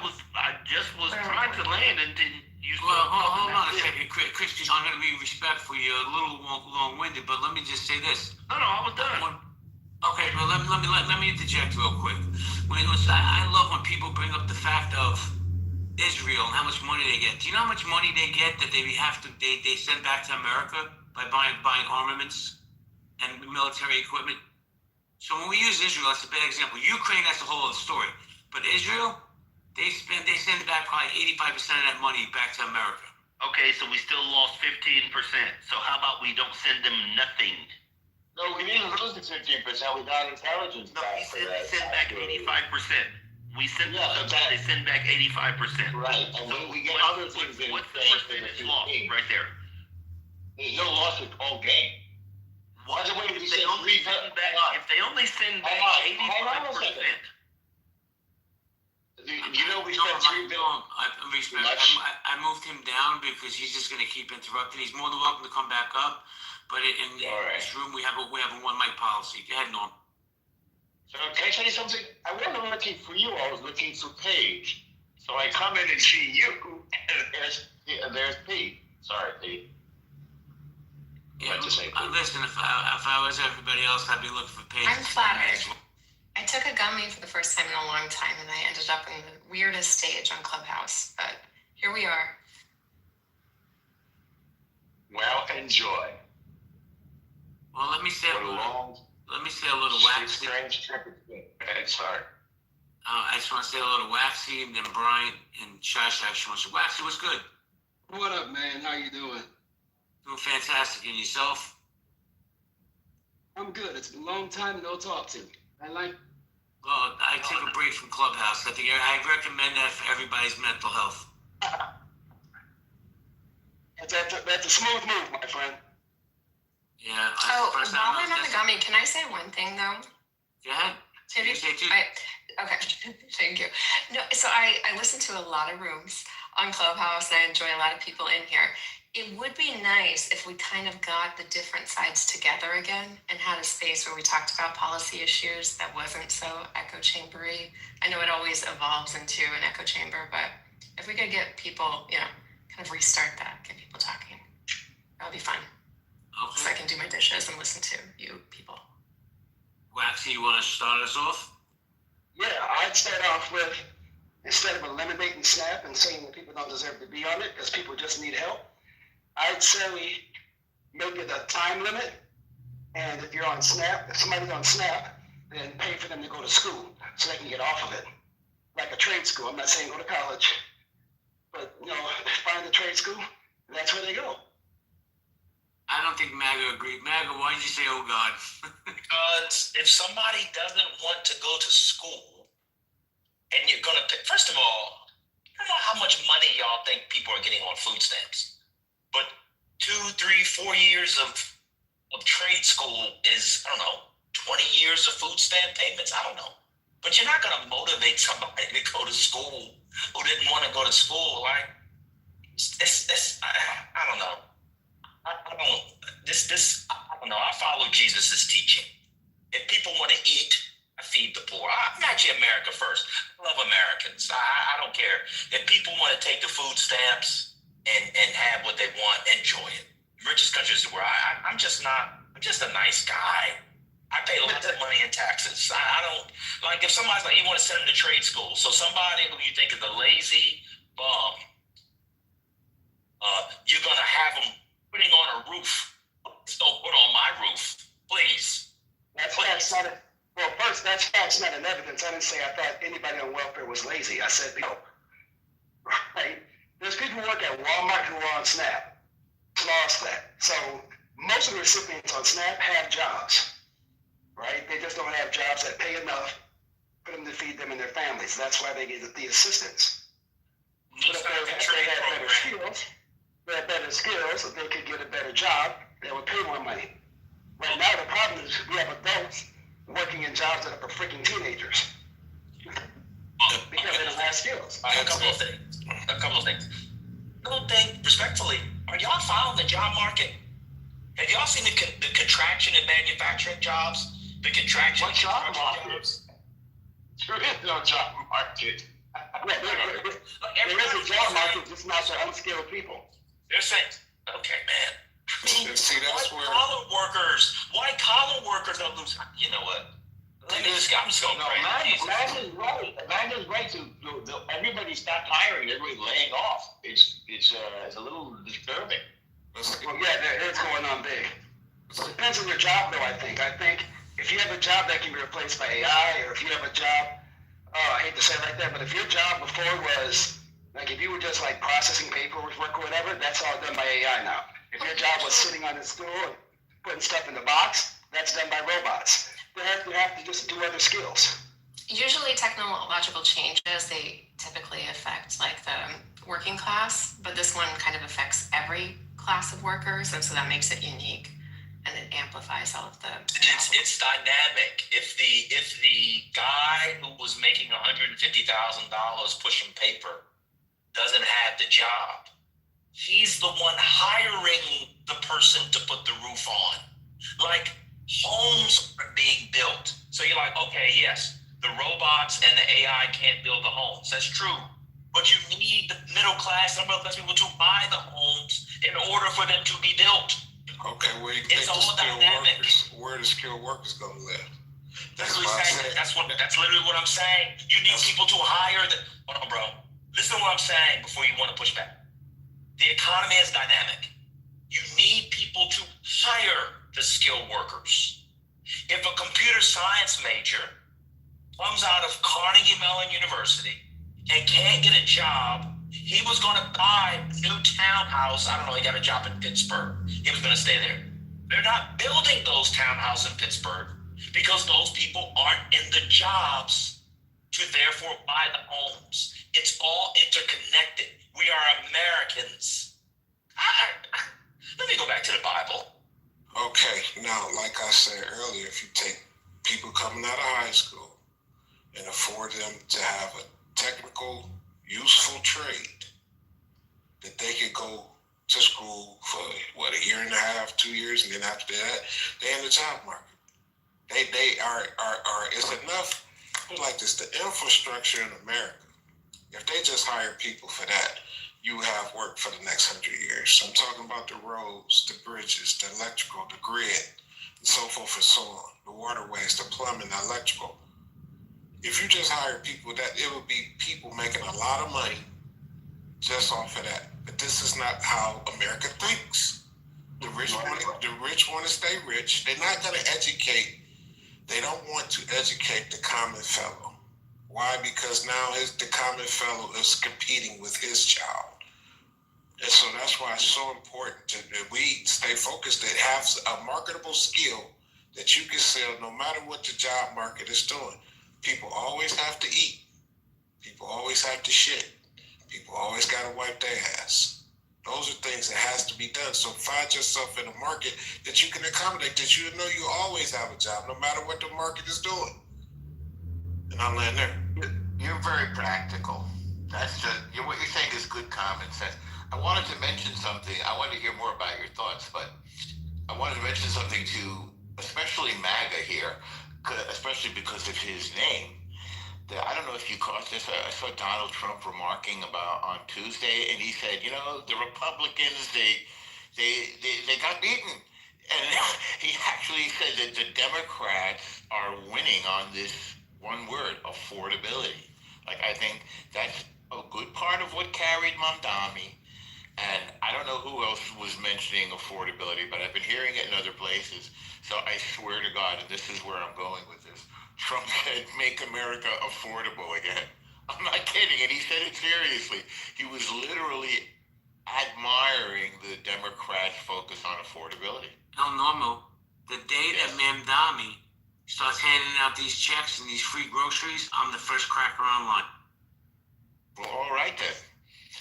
You know what? Y'all have weird opinions. I'm gonna be honest. It's gonna get very dangerous and dirty in New York. It's gonna be really dangerous in New York. I can already feel it. I'm starting to see the graffiti. I'm sorry. Please go ahead. Just check some alcohol beverage control stores. Like, this is the problem of government groceries and government shopping stores is a solved problem. Like, there are models that work just fine. You can also look at other nationalized industries like Alaska and the oil funds. Like, this stuff is solved. There are plenty of governments that have shown what happens when New York, right? I can tell. Wait, sorry, hold on, Norm, for a second. But you're putting oil in the same category as a grocery? I'm putting businesses that are profitable in the category of businesses that are full. and government-run businesses, I'm not saying that they're all government-run, that's fucking moronic, but if there are some things where you want to ensure that the people have some semblance of access without having to worry about profit margins creeping in and ruining access to, kind of critical needs, then it makes sense. You don't do it to everything. Actually, you do it to only a few things. It's never, ever worked anywhere. It literally works in Virginia. It literally works in Virginia. I haven't been. I can't. Hold on, this isn't even. Wait a second. I just wanted Norm, 1 second. Like, want to be clear on the claim, Bryant. Are you saying that government-controlled grocery stores would work in New York City long term? Yes, I believe they would. That's hilarious. At a net loss or gain? At a net gain for the government. Well, how could they gain? Wow. They have to mark it up. Expand? I mean, many states have government-run stores. To be fair, Well, right, but you said at a net gain. Yeah. No, they are in that game. Virginia ABC profits. Yeah, Virginia ABC is killing it. Virginia ABC is killing it. One mic, stop to. Y'all know in North Carolina, Virginia, other places, they have ABC stores. Wait, what's ABC store, man? I'm not familiar. Alcoholic beverage control. There are no liquor stores. There are no liquor stores in these states. They're all government-run stores. Yeah. They're all government-run stores. They've been like that for decades. Wait, so there's no private liquor stores, is what you're saying? No, you go to ABC store. Correct. Oh, because here in New York City, man, I'm sure you're familiar. There's a liquor store every other block.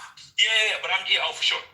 But I'm just saying, like, there are government-run stores all over America. That's why people were freaking out about Mamdani. I was like, oh, that's pretty basic. Like, if you're selling alcohol, that's one thing. I mean, because that's inelastic. It's really not that different. It's really not. Different. It's different. It's really not. Sure, because they have very low profit items that they're moving. I mean, it's absurd, really. The things have to be fresh. It doesn't keep. I've seen these things over and over again. Go take a look at any country that has them. They're just a mess. It's a wreck, especially in New York. But it's okay. I mean, Trump is going to use this guy as his foil. Mamdani is the best friend Trump ever had. Because now for the rest of his term, he's going to be pointing at Mamdani left. And it's going to get nasty in New York. I can feel already. Because Mamdani wants to fight with Trump. And he wants to get people into the streets to fight with Trump.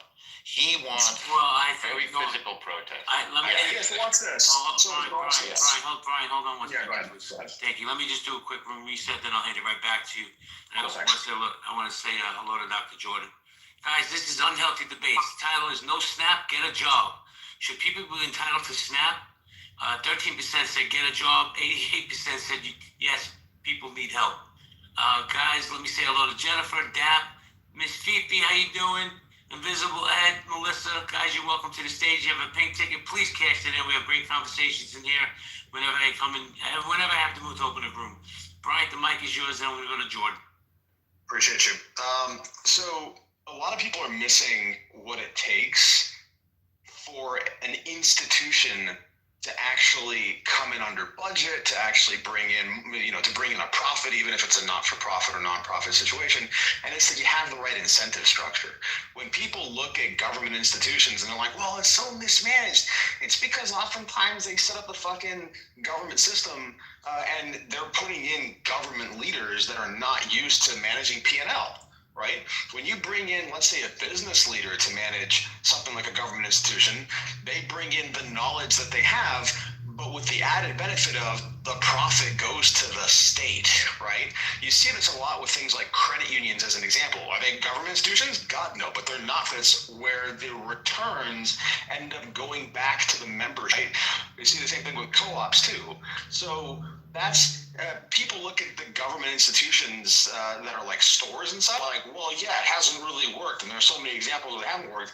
That's why it hasn't, because when they were chartered and then run by people that only had government experience, not experience running businesses. Get the right people in there, you have government stores that are actually set up, for instance, the ABC stores that we brought up as examples, but there are also like municipalities that ran their own grocery stores that brought in business leaders to actually run them, and they worked with the advantage of, okay, you're not suddenly obligated to turn a massive profit back to investors or shareholders. You can return a profit, it goes back to the city, but you're not incentivized to create a massive profit, which then has perverse incentives towards things like, hey, we keep fucking expired food on the shelves and kind of turn a blind eye or whatever. So it's just a matter of how it's Bob.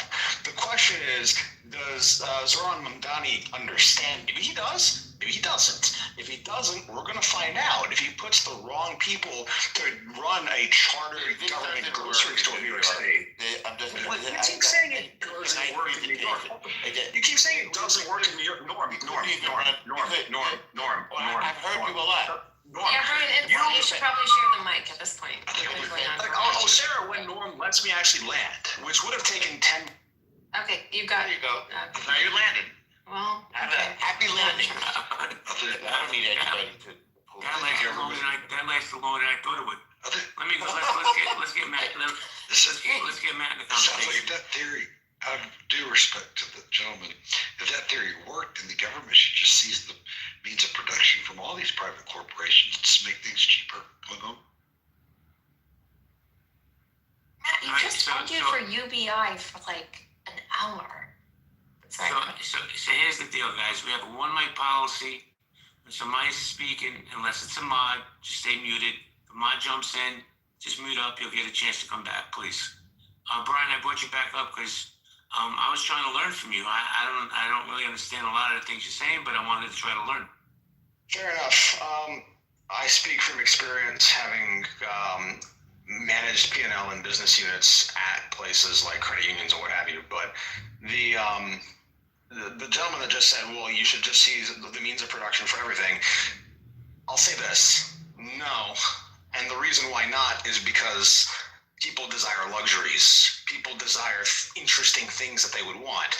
I think it makes a lot more sense for nationalized institutions that cover for basic needs, making sure people eat, making sure people have health care, making sure people learn, and even the learning, maybe not necessarily, right? But for things like, I want to go to a good restaurant. No, it doesn't make any sense. I want to have luxury or organic foods. Doesn't make any sense, right? I think people need the option. If you want the option, feel free to pay the profit to the people that are giving you the option. But at the very least, it helps to have the absolute basics. Sure, there's a profit for the government, but it doesn't necessarily mean gouging people to provide the basics. I land on that. I didn't sound rebut on that. So, but what you do is just tax the rich to death, so they can't buy luxury stuff. So everything just looks like maybe like Russia. Fuck the rich. Yeah, but then there's no incentive. Then there's no incentive to innovate and create businesses. My rebuttal is that if you're going to tax the rich so much, then what's the incentive for them making more money? They're just going to give it right back to the government. It also depends on what you mean by taxing the rich so much, quote unquote. Like if I'm taxing, as an example, if you end up taxing somebody, look, I make not that much, right? Compared to some of the people that come on the Clubhouse and brag about their wealth, right? I probably make about $500,000 a year. It's not the point, right? It took me hard here. Please tax the shit out of me. Tax me 50%. I can do fine on $250 a year, right? I'll say back to that. Then why don't you give your money away? Just give it away. Just give it. No, we got good dialogue to charities. So why don't you give $200,000? I do. I give it to charities. It's fine. Perfect. This is a ludicrous position. That If you give it to charities, isn't that a tax write-off? But here, let me just rebut to what he just said. But see, you're doing that because you're choosing to do it, not because you're being forced to do it. Give the more money back to the people so they can reinvest it back into the economy, because money just doesn't sit in a lockbox. Money works for itself. So all these trillionaires and whatnot, that money's just not sitting in a checking account. Even if it's sitting in a checking account, it's earning money. Why? Because the bank's using that money to put it back into the economy. Point is that anything the government makes you do by force, in my opinion, generally speaking, is wrong. So the 1950s and the 60s, when the country was far outperforming the rest of the world, a lot of that was a consequence of taxation policies that still allowed people the incentive to produce. People are scared of, for instance, a 50% tax rate because they're thinking, well, what incentive do I have? Yo, you're still making serious money compared to the average person. Yeah, it's You're not still acceptable. you're Listen, Brian, you can't take people's stuff. It's a nice argument. We're not into it. The answer is no. Provide the infrastructure. No, Brian, no. The answer is no. Thank you. You can't take my stuff. Thank you very much. And then you can't have the infrastructure I'm paying for. Wait, Brian, that's it. And let me tell you something, You're not going to Brian. argue me out of my money. Let me tell you something, Brian. El Normo has plenty of stuff. Let me say hello to Jordan real quick, and then I'm going to say hello to Seneca. I'll get back to you, Brian, I promise. Jordan, what's up, Dr. Jordan? Hey, how are you? Listen, Jerky, you're invited to come to the stage. Just come up. Thank you. You know that. The tribe sticks together. I was just being obnoxious. Yesterday was Dr. J's birthday. Wish him a happy birthday. Happy birthday, Dr. Jordan. Thank you. For 75, you look amazing. So Jordan, you get the silver spoon. What do you think about this snap and giving more money to the rich, taking more money from the rich?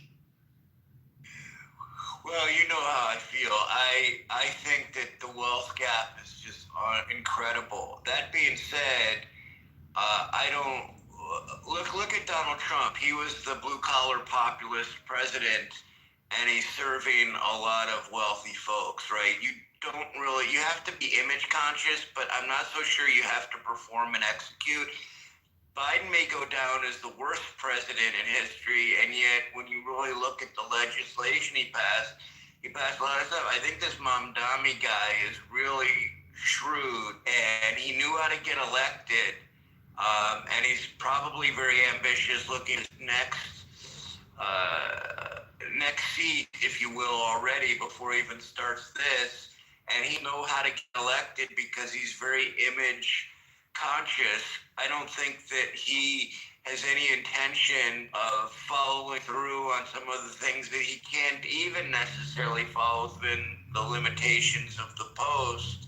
So I think in today's world, you just have to make a statement, and he made a bold statement, and that got him elected. So I'm not endorsing him. I'm just saying it's like are we voting for people who we think get things done, or do we vote for people who represent something that we hope for? So that's really what I would put out into the universe. I think we elect people by our party affiliation.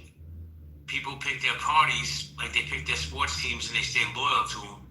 Because I gotta tell you, I don't know if Mamdami's gonna be able to do 80% of the shit he's promised. But I know what he's going to do. He's going to slash the police department by 25%, which is really going to make things even worse here. Let me say hello to Seneca real quick. Seneca, how you doing? JB, he's going to 911. Matt, I'll come right back to you, I promise. Seneca, how you doing, bro? Doing pretty well. Rearranging the mental health of the Muslims on Clubhouse. I now support Israel, and I'm now as you should. Yes. Welcome to the team. Thank you. And fuck the children of Gaza.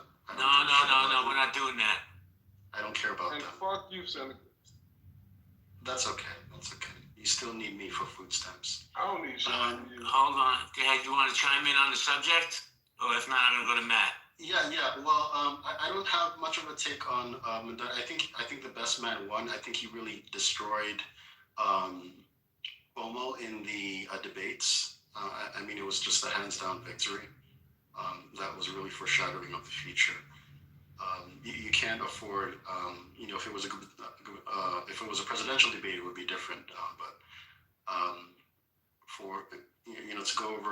To go against Cuomo's legacy, especially during, what happened with the nursing homes, was a really good shot. Cuomo barely campaigned. He was like phoning it in. You're right about what you're saying, Prophet. Yeah. It was just a very lousy. I think they just reeled him in because they had nobody else. Really, because I don't even know why you would select Cuomo. But anyway. I was going to say that I had a problem when I went to Thursday at the grocery store, and the two people in front of me were they first bought some food, used their Lone Star card, and then Lone Star card is basically SNAP. If you've been here in Texas, purchase was a 12-pack of beer. Make that make sense. Make it make sense. You watching these people and what the fuck they using. Wait, to spend. nobody might want to have a beer. Fucking retarded. But make what make sense? I don't even understand what he's saying. So if you're using your SNAP benefits, at the same time you're using your cell phone, and your next purchase is a 12-pack of beer, you're not spending your money wisely. The 12-pack of beer needs to be spent on food, and maybe you don't need a cell phone. Oh, this is the beer thing was ridiculous. I think people do need cell phones. This is what I mean by when I say Americans hate Americans. You know, back when Biden was president, I would listen to Matt. It sounded like the emphysema was clearing up a little bit, Matt. I'm glad. Oh, I guess it's not. I'm glad the government health care that you and your family are on is working out for you. You know, it was fascinating because when the money was going to Ukraine, Americans here need help. Now all of a sudden, people hate Americans again. When Donald Trump's in office, we hate Americans. When he's out of office, we love other Americans. Bro, people work, and I don't know if y'all know, about 40% of people who get SNAP benefits work. There's people work. You can work and still qualify for food stamps. That's how America is. That's how the vast inequality is. People can't have beer after working 80 hours or 40 hours a week. You can't have a 12-pack of beer. Nope. That's what I mean. Americans hate each other. This country is full of hate and vitriol. I think I'm a Christian. I was gonna say, for Matt to say we need UBI and then get mad when they're buying beer with their own cash. If they're buying beer with food stamps, I have problems with that. But anyhow. What type of beer was it, Matt? Matt said if you're poor, he wants you to look poor and feel poor. Don't have a moment of bliss. It was Rolling Rock. Okay, well, it was an American beer. So the people that sell Rolling Rock, they do want their beer bought, right? Don't buy a Twinkie. Don't buy a fucking beer. Don't do shit. No, not if you're on government subsidized programs. Matt, your family's on government subsidized programs. And you go in the middle of the night and get a $20 fucking cheeseburger. Actually, $12. Come on, get. Yeah, government subsidized program. There's a lot of things you shouldn't have. You shouldn't have beer. You shouldn't have guns. You shouldn't have fucking nicotine. You shouldn't have fucking luxury food. Like, just fucking get, I don't know, protein supplements or whatever. Like, what do I do? Fucking take happiness away from people? Like, what the fuck's wrong with you guys? No candy. You can't. If you can't afford stuff and I'm subsidizing your food stamps, then no, you shouldn't have any luxury items. Child tax credit. You have a child. You're getting a child tax credit. Hold on a second, Matt. Let's see. It could go to you too. You get a child tax credit. Qualify for we don't qualify for the child tax credit. I'm paying for yours. So I don't want you to have a burger. I don't want you to have cigarettes. I don't want you to have guns. I want you to sit in your hovel and die until you can pay for your own child tax credit. Oh shit! Now they said you don't want that no more, Matt. Do you? I'm paying for programs that you take advantage of. Any way I can get more tax dollars back, I'll take to have a advantage. job because we're the things that make the beer in the agricultural world. So which is a 12-pack of Rolling Rock anyway? Don't they pay you $3 to take it out? They should. It's beer. Great point. I can guarantee you they're not selling Rolling Rock in Texas. Oh, no, they got it down there, Jimmy. They got everything in Texas. That's a nasty beer. First of all, I would have said something to them if they weren't in college. What grown man not in college is drinking Rolling Rock? So the farmer that sold the wheat to the brewery shouldn't benefit from a person buying beer? Not if you're on food stamps, no. But it has nothing to do with the food stamps. The farmer that's out there working, it doesn't directly benefit from, but he's benefiting from food stamps because he's providing the wheat for the brewery. It helps everybody. Like they send in the food stamp benefit. well, they were outside of the food stamp. The beer's not on the food stamp. You're outside of the food stamps.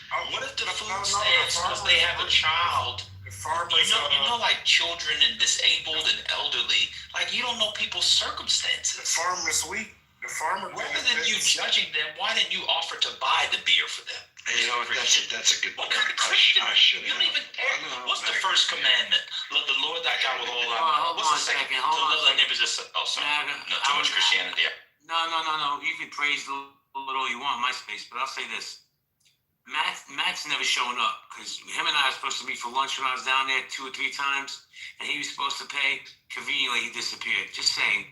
I know. Well, it's because I didn't have my food stamps, so I couldn't He was afford probably it. So I stayed getting home, treatment. and I was saving my money because I couldn't afford to do it. Matt, do you believe that truckers benefit from food stamps? Benefit from food stamps? No, they shouldn't. They shouldn't. They do. Benefit from food stamps. They do. Let me tell you how. When the grocery stores order bread, how's the bread get to the grocery store? Through the truckers. So if the grocery store isn't ordering bread because they're not receiving people spending money with food stamps, then the trucker can't get the time and the miles that he needs, that he's used to getting. See how that works? Yeah. Basic economics. My point is, they would find a way to feed themselves outside of food stamps through your friends, family, community, the church, the city government, the county, the state. Why does the federal government have to be responsible for half of it? Okay, Matt. So do you agree that if I took 25% of your household income away from you, would that affect your lifestyle? Oh yeah, big time.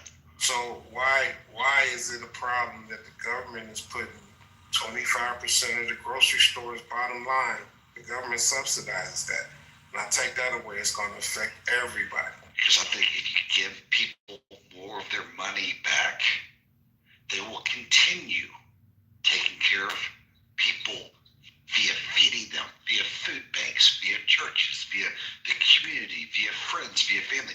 Why is the federal government the first person we have to go to when there's a problem? Well, it's the federal government, because it's the federal fucking government. What are you talking You about? guys are insane. Matt, like 1.5 hours ago, did you not talk for 45 minutes about UBI? You want UBI, right? Matt? Yeah, it cut down all the programs and lower taxes. Cut out all of the departments. You would be totally fine if on that program people could buy a pack of beer. They can do whatever the hell they want to do with it. Do whatever they want. Okay. That's right. All right, but we're talking about food stamps and this extra pack of beer because of what? Because they can't afford it. If they're receiving federal dollars via the food stamp program, shouldn't be able to buy a beer. But here's my point. But to your point, they would. Okay, sir, but my point is, if you gave money directly to the people, they would be receiving more benefits from it, and you get the government out of government subsidized housing, you get the government out of food stamps, and you can get more for your tax dollars. You can lower your tax, and it will light the economy on fire, and you get the community to help you out. Let me jump in for 2 seconds. Not everybody in the community is so generous. That's going to have people fall through the cracks. Paige, I gotta go. So when you leave, please close the room. Sounds good. I can do Can that. Paige, can I get a word in edgewise? Yeah, go for it. So, keep it tight though, so we can pop it up. Fair enough. So one of the stated goals is to provide for the general welfare. Is it like a legal goal? No, not really. But it was the intent of our founding fathers to make sure that the government actually takes care of its people. Now, at the time, it's not like the government could easily provide for food for everyone, right? But if we're in the position to do it, we probably should be, because that way at least the people are then able to not worry about whether or not they have to put food on the table and can worry about actually pursuing the things they care about. And also, hearing a lot of people on this stage, I'll land on this, talk about how, well, if people have more money, they'll choose to donate this to like whatever causes or things like that. But then I'm hearing from the same people, it's my money, I want to be able to retain it and do what I want with it and things like that. Those two mentalities, they don't go hand in hand. Right? If you're really looking to keep as much money as you can for yourself, you're just not likely to donate it to other causes. Life, liberty, and the pursuit of happiness. The federal government's there. Yeah. Okay, Yeah, Matt. go ahead. If you take it, please The take it in whatever pursuit direction. of happiness. I'll go. So, What does that mean, Matt? Do you know what Jefferson meant when he wrote that? no, but I bet you do, 'cause you're a lot smarter than I am. I do. It had everything to do with intelligence and what was called mnemonic from the Greeks. But Matt, have you ever read the Constitution? I never have. Go ahead. So you're a conservative who's never read the Constitution? Yeah, no, I've never read the Constitution. No. You don't know the preamble to the Constitution? We the people know. Go ahead. I'm listening. You're going to Do you educate know me. what I'm asking? Educate me, please. No, I'm asking, do you know it? I can read. Yeah, let me read it to you. No, I want you to go read it for yourself. Okay. Do you, Matt, this is for you, do you think your taxes would be cheaper or lower if food went away? Oh, no, of course not. No, I wish they would be. It's a very small, look, food stamps is a very small piece of a larger problem. The larger problem is everybody looks at the federal government to solve their problems. The federal government needs to be the last person, the last people to solve your. Some of my student in DC doesn't give a two shit about me down here in Houston, Texas. They don't. That's not the government. So you're not a conservative. The government is we the people. You don't know Lincoln's Gettysburg Address. By the way, people have been talking about people staying on SNAP for a long time. I just have to look it up.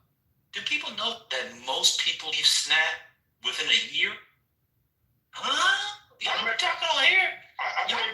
SNAP has doubled over the past 10 years. I know the number of people on it. I'm not talking number on it. I'm talking about how long. I'm talking about being doubled. How many times do they go back on it? Hold on, let me just finish. Let's talk about 67% and 67% leave the program within 24 months. The people that stay on the longest are elderly people and the disabled. Just look and see how many people go back on it after they get off. It's doubled. I can get it for you. Hold on, let me check. It's doubled over the past. It's funny how what SNAP has done over the past 10 to 15 years. Well, it's been bad because it's been bad. I can tell you, we've had a pandemic, but these averages are post-pandemic. So even though you have more people on it, more than half goes off. And I'm gonna say, again, politicians don't get elected by taking shit away from people, unfortunately. Well, I mean, the Republicans do. You're in Texas. That's all you guys do is take rights away from people, and you continue to get reelected. Y'all know that politicians aren't just federal, right? They're also state officials. Republican state officials get reelected all the time, taking things away from people, whether it's human rights, whether it's bodily autonomy, whether it's water breaks in Texas. I can't believe that you guys still we don't let our baby be killed here in Texas. Sorry. Well, that's on you. Yeah, it is. If I didn't like it, to move. They're still killing them.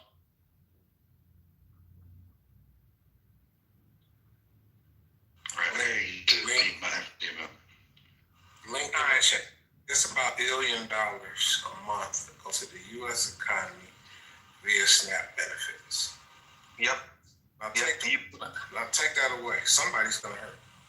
Yeah, so you posted kind of a similar angle to what I posted too, which like for every $1 in the SNAP, you're getting anywhere from $1.54 to $1.79 in economic benefit and value. Like even when people start arguing things like, "Oh, I want my money to go to SNAP," it's like, but prudent fucking business decision for the government because it helps people get back on their feet, back to the economy. So why don't we get trillions of dollars? Why don't we get trillions of dollars? Matt, you gotta talk less.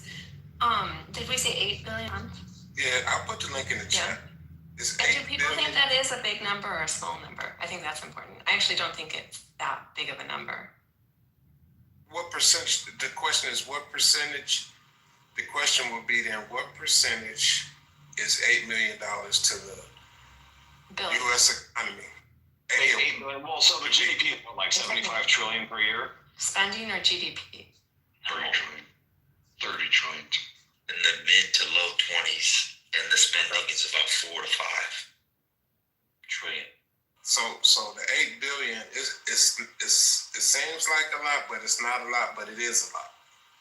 because it affects everybody, whether you receive it directly or if you're in the industry that provides to it. Just like I gave the trucking example. Right, so you would say that it's Grocery store- impactful, it's meaningful, it's a good spend, right? It helps people, but in terms of helps budget, it's a everybody. small number.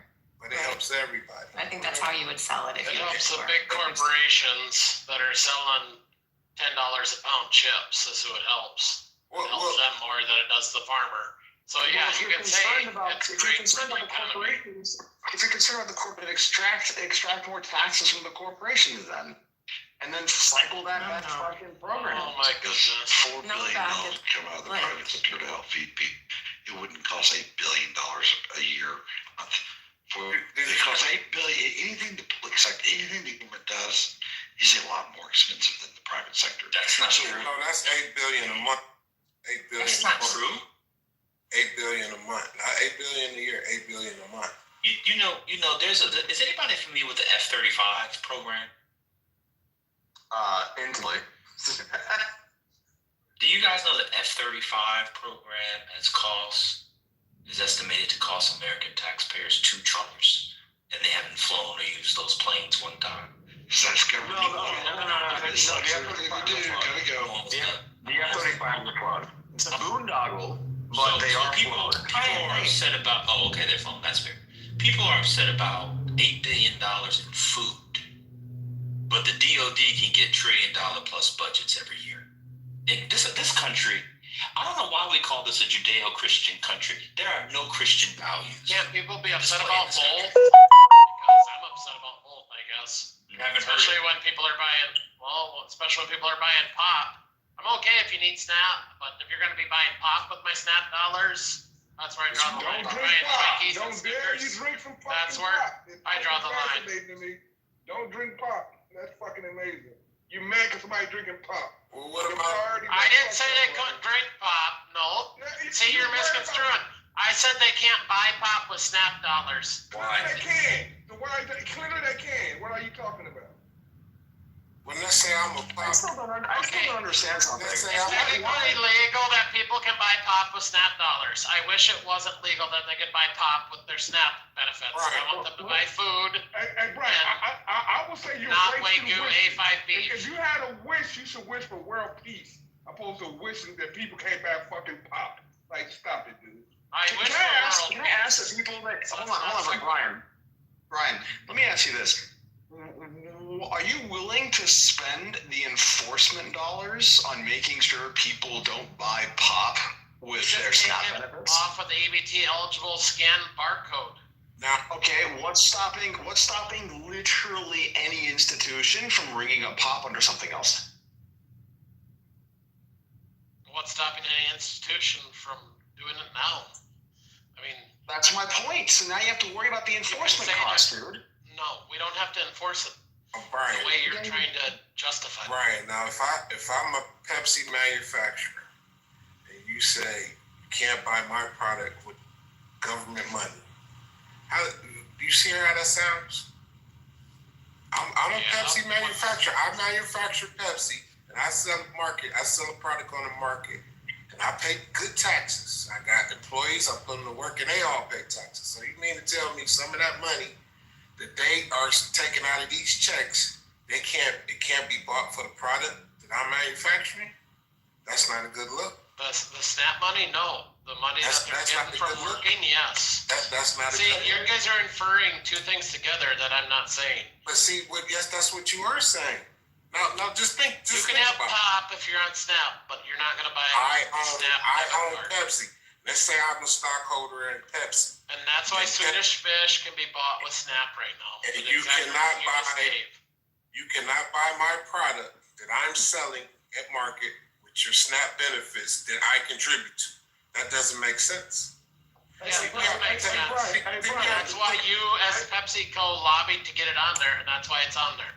But see, Brian, what if they determined that you can't buy beef with SNAP no more because beef is unhealthy? You wouldn't like that shit, would you? You would flip mountains for that shit, baby. Are you saying Pepsi's healthy? Not if I sell beef at the market. Sugar isn't healthy. Brian, are you a vegetarian? Nah, fuck that. I love my beef, but that's the point that I'm making. Like, we're gonna fucking deny people beef. The whole I say point people is, shouldn't buy $100 a steak beef. Absolutely. not Brian. Any beef is unhealthy, dude. Fucking compared to non-beef foods like chicken. Right. No, it's not. Yeah, chicken you get half of the calories and half the vitamins, half the zinc, half of the nutrition. Brian, let's do bacon. Let's go to a nutrition and calorie Eat intake. fish. Eat fish, bro. Eat Let's do fish. You go to Soylent Green. All right, guys, this is terrible to listen to. Let's do basic economics. It doesn't make sense to regulate food items that's sold at the grocery store. We already do. We already do though. Do you realize that? We regulate it by SNAP. There are things you can't buy with SNAP right now. No, they just implemented that. That just came recently. That's been a thing for the whole time of SNAP. They've been adding foods to it because PepsiCo's been lobbying to add Pepsi products. So yes, you can buy pop. Right. You're misinformed. It takes away from the bottom line of the grocery market industry. Period. Right, guys, So that means- sorry to do this, but I've got to run. And JB said shut it down when I have to leave. So see you, Pete. Sorry about that. See ya. Yeah. Oh well.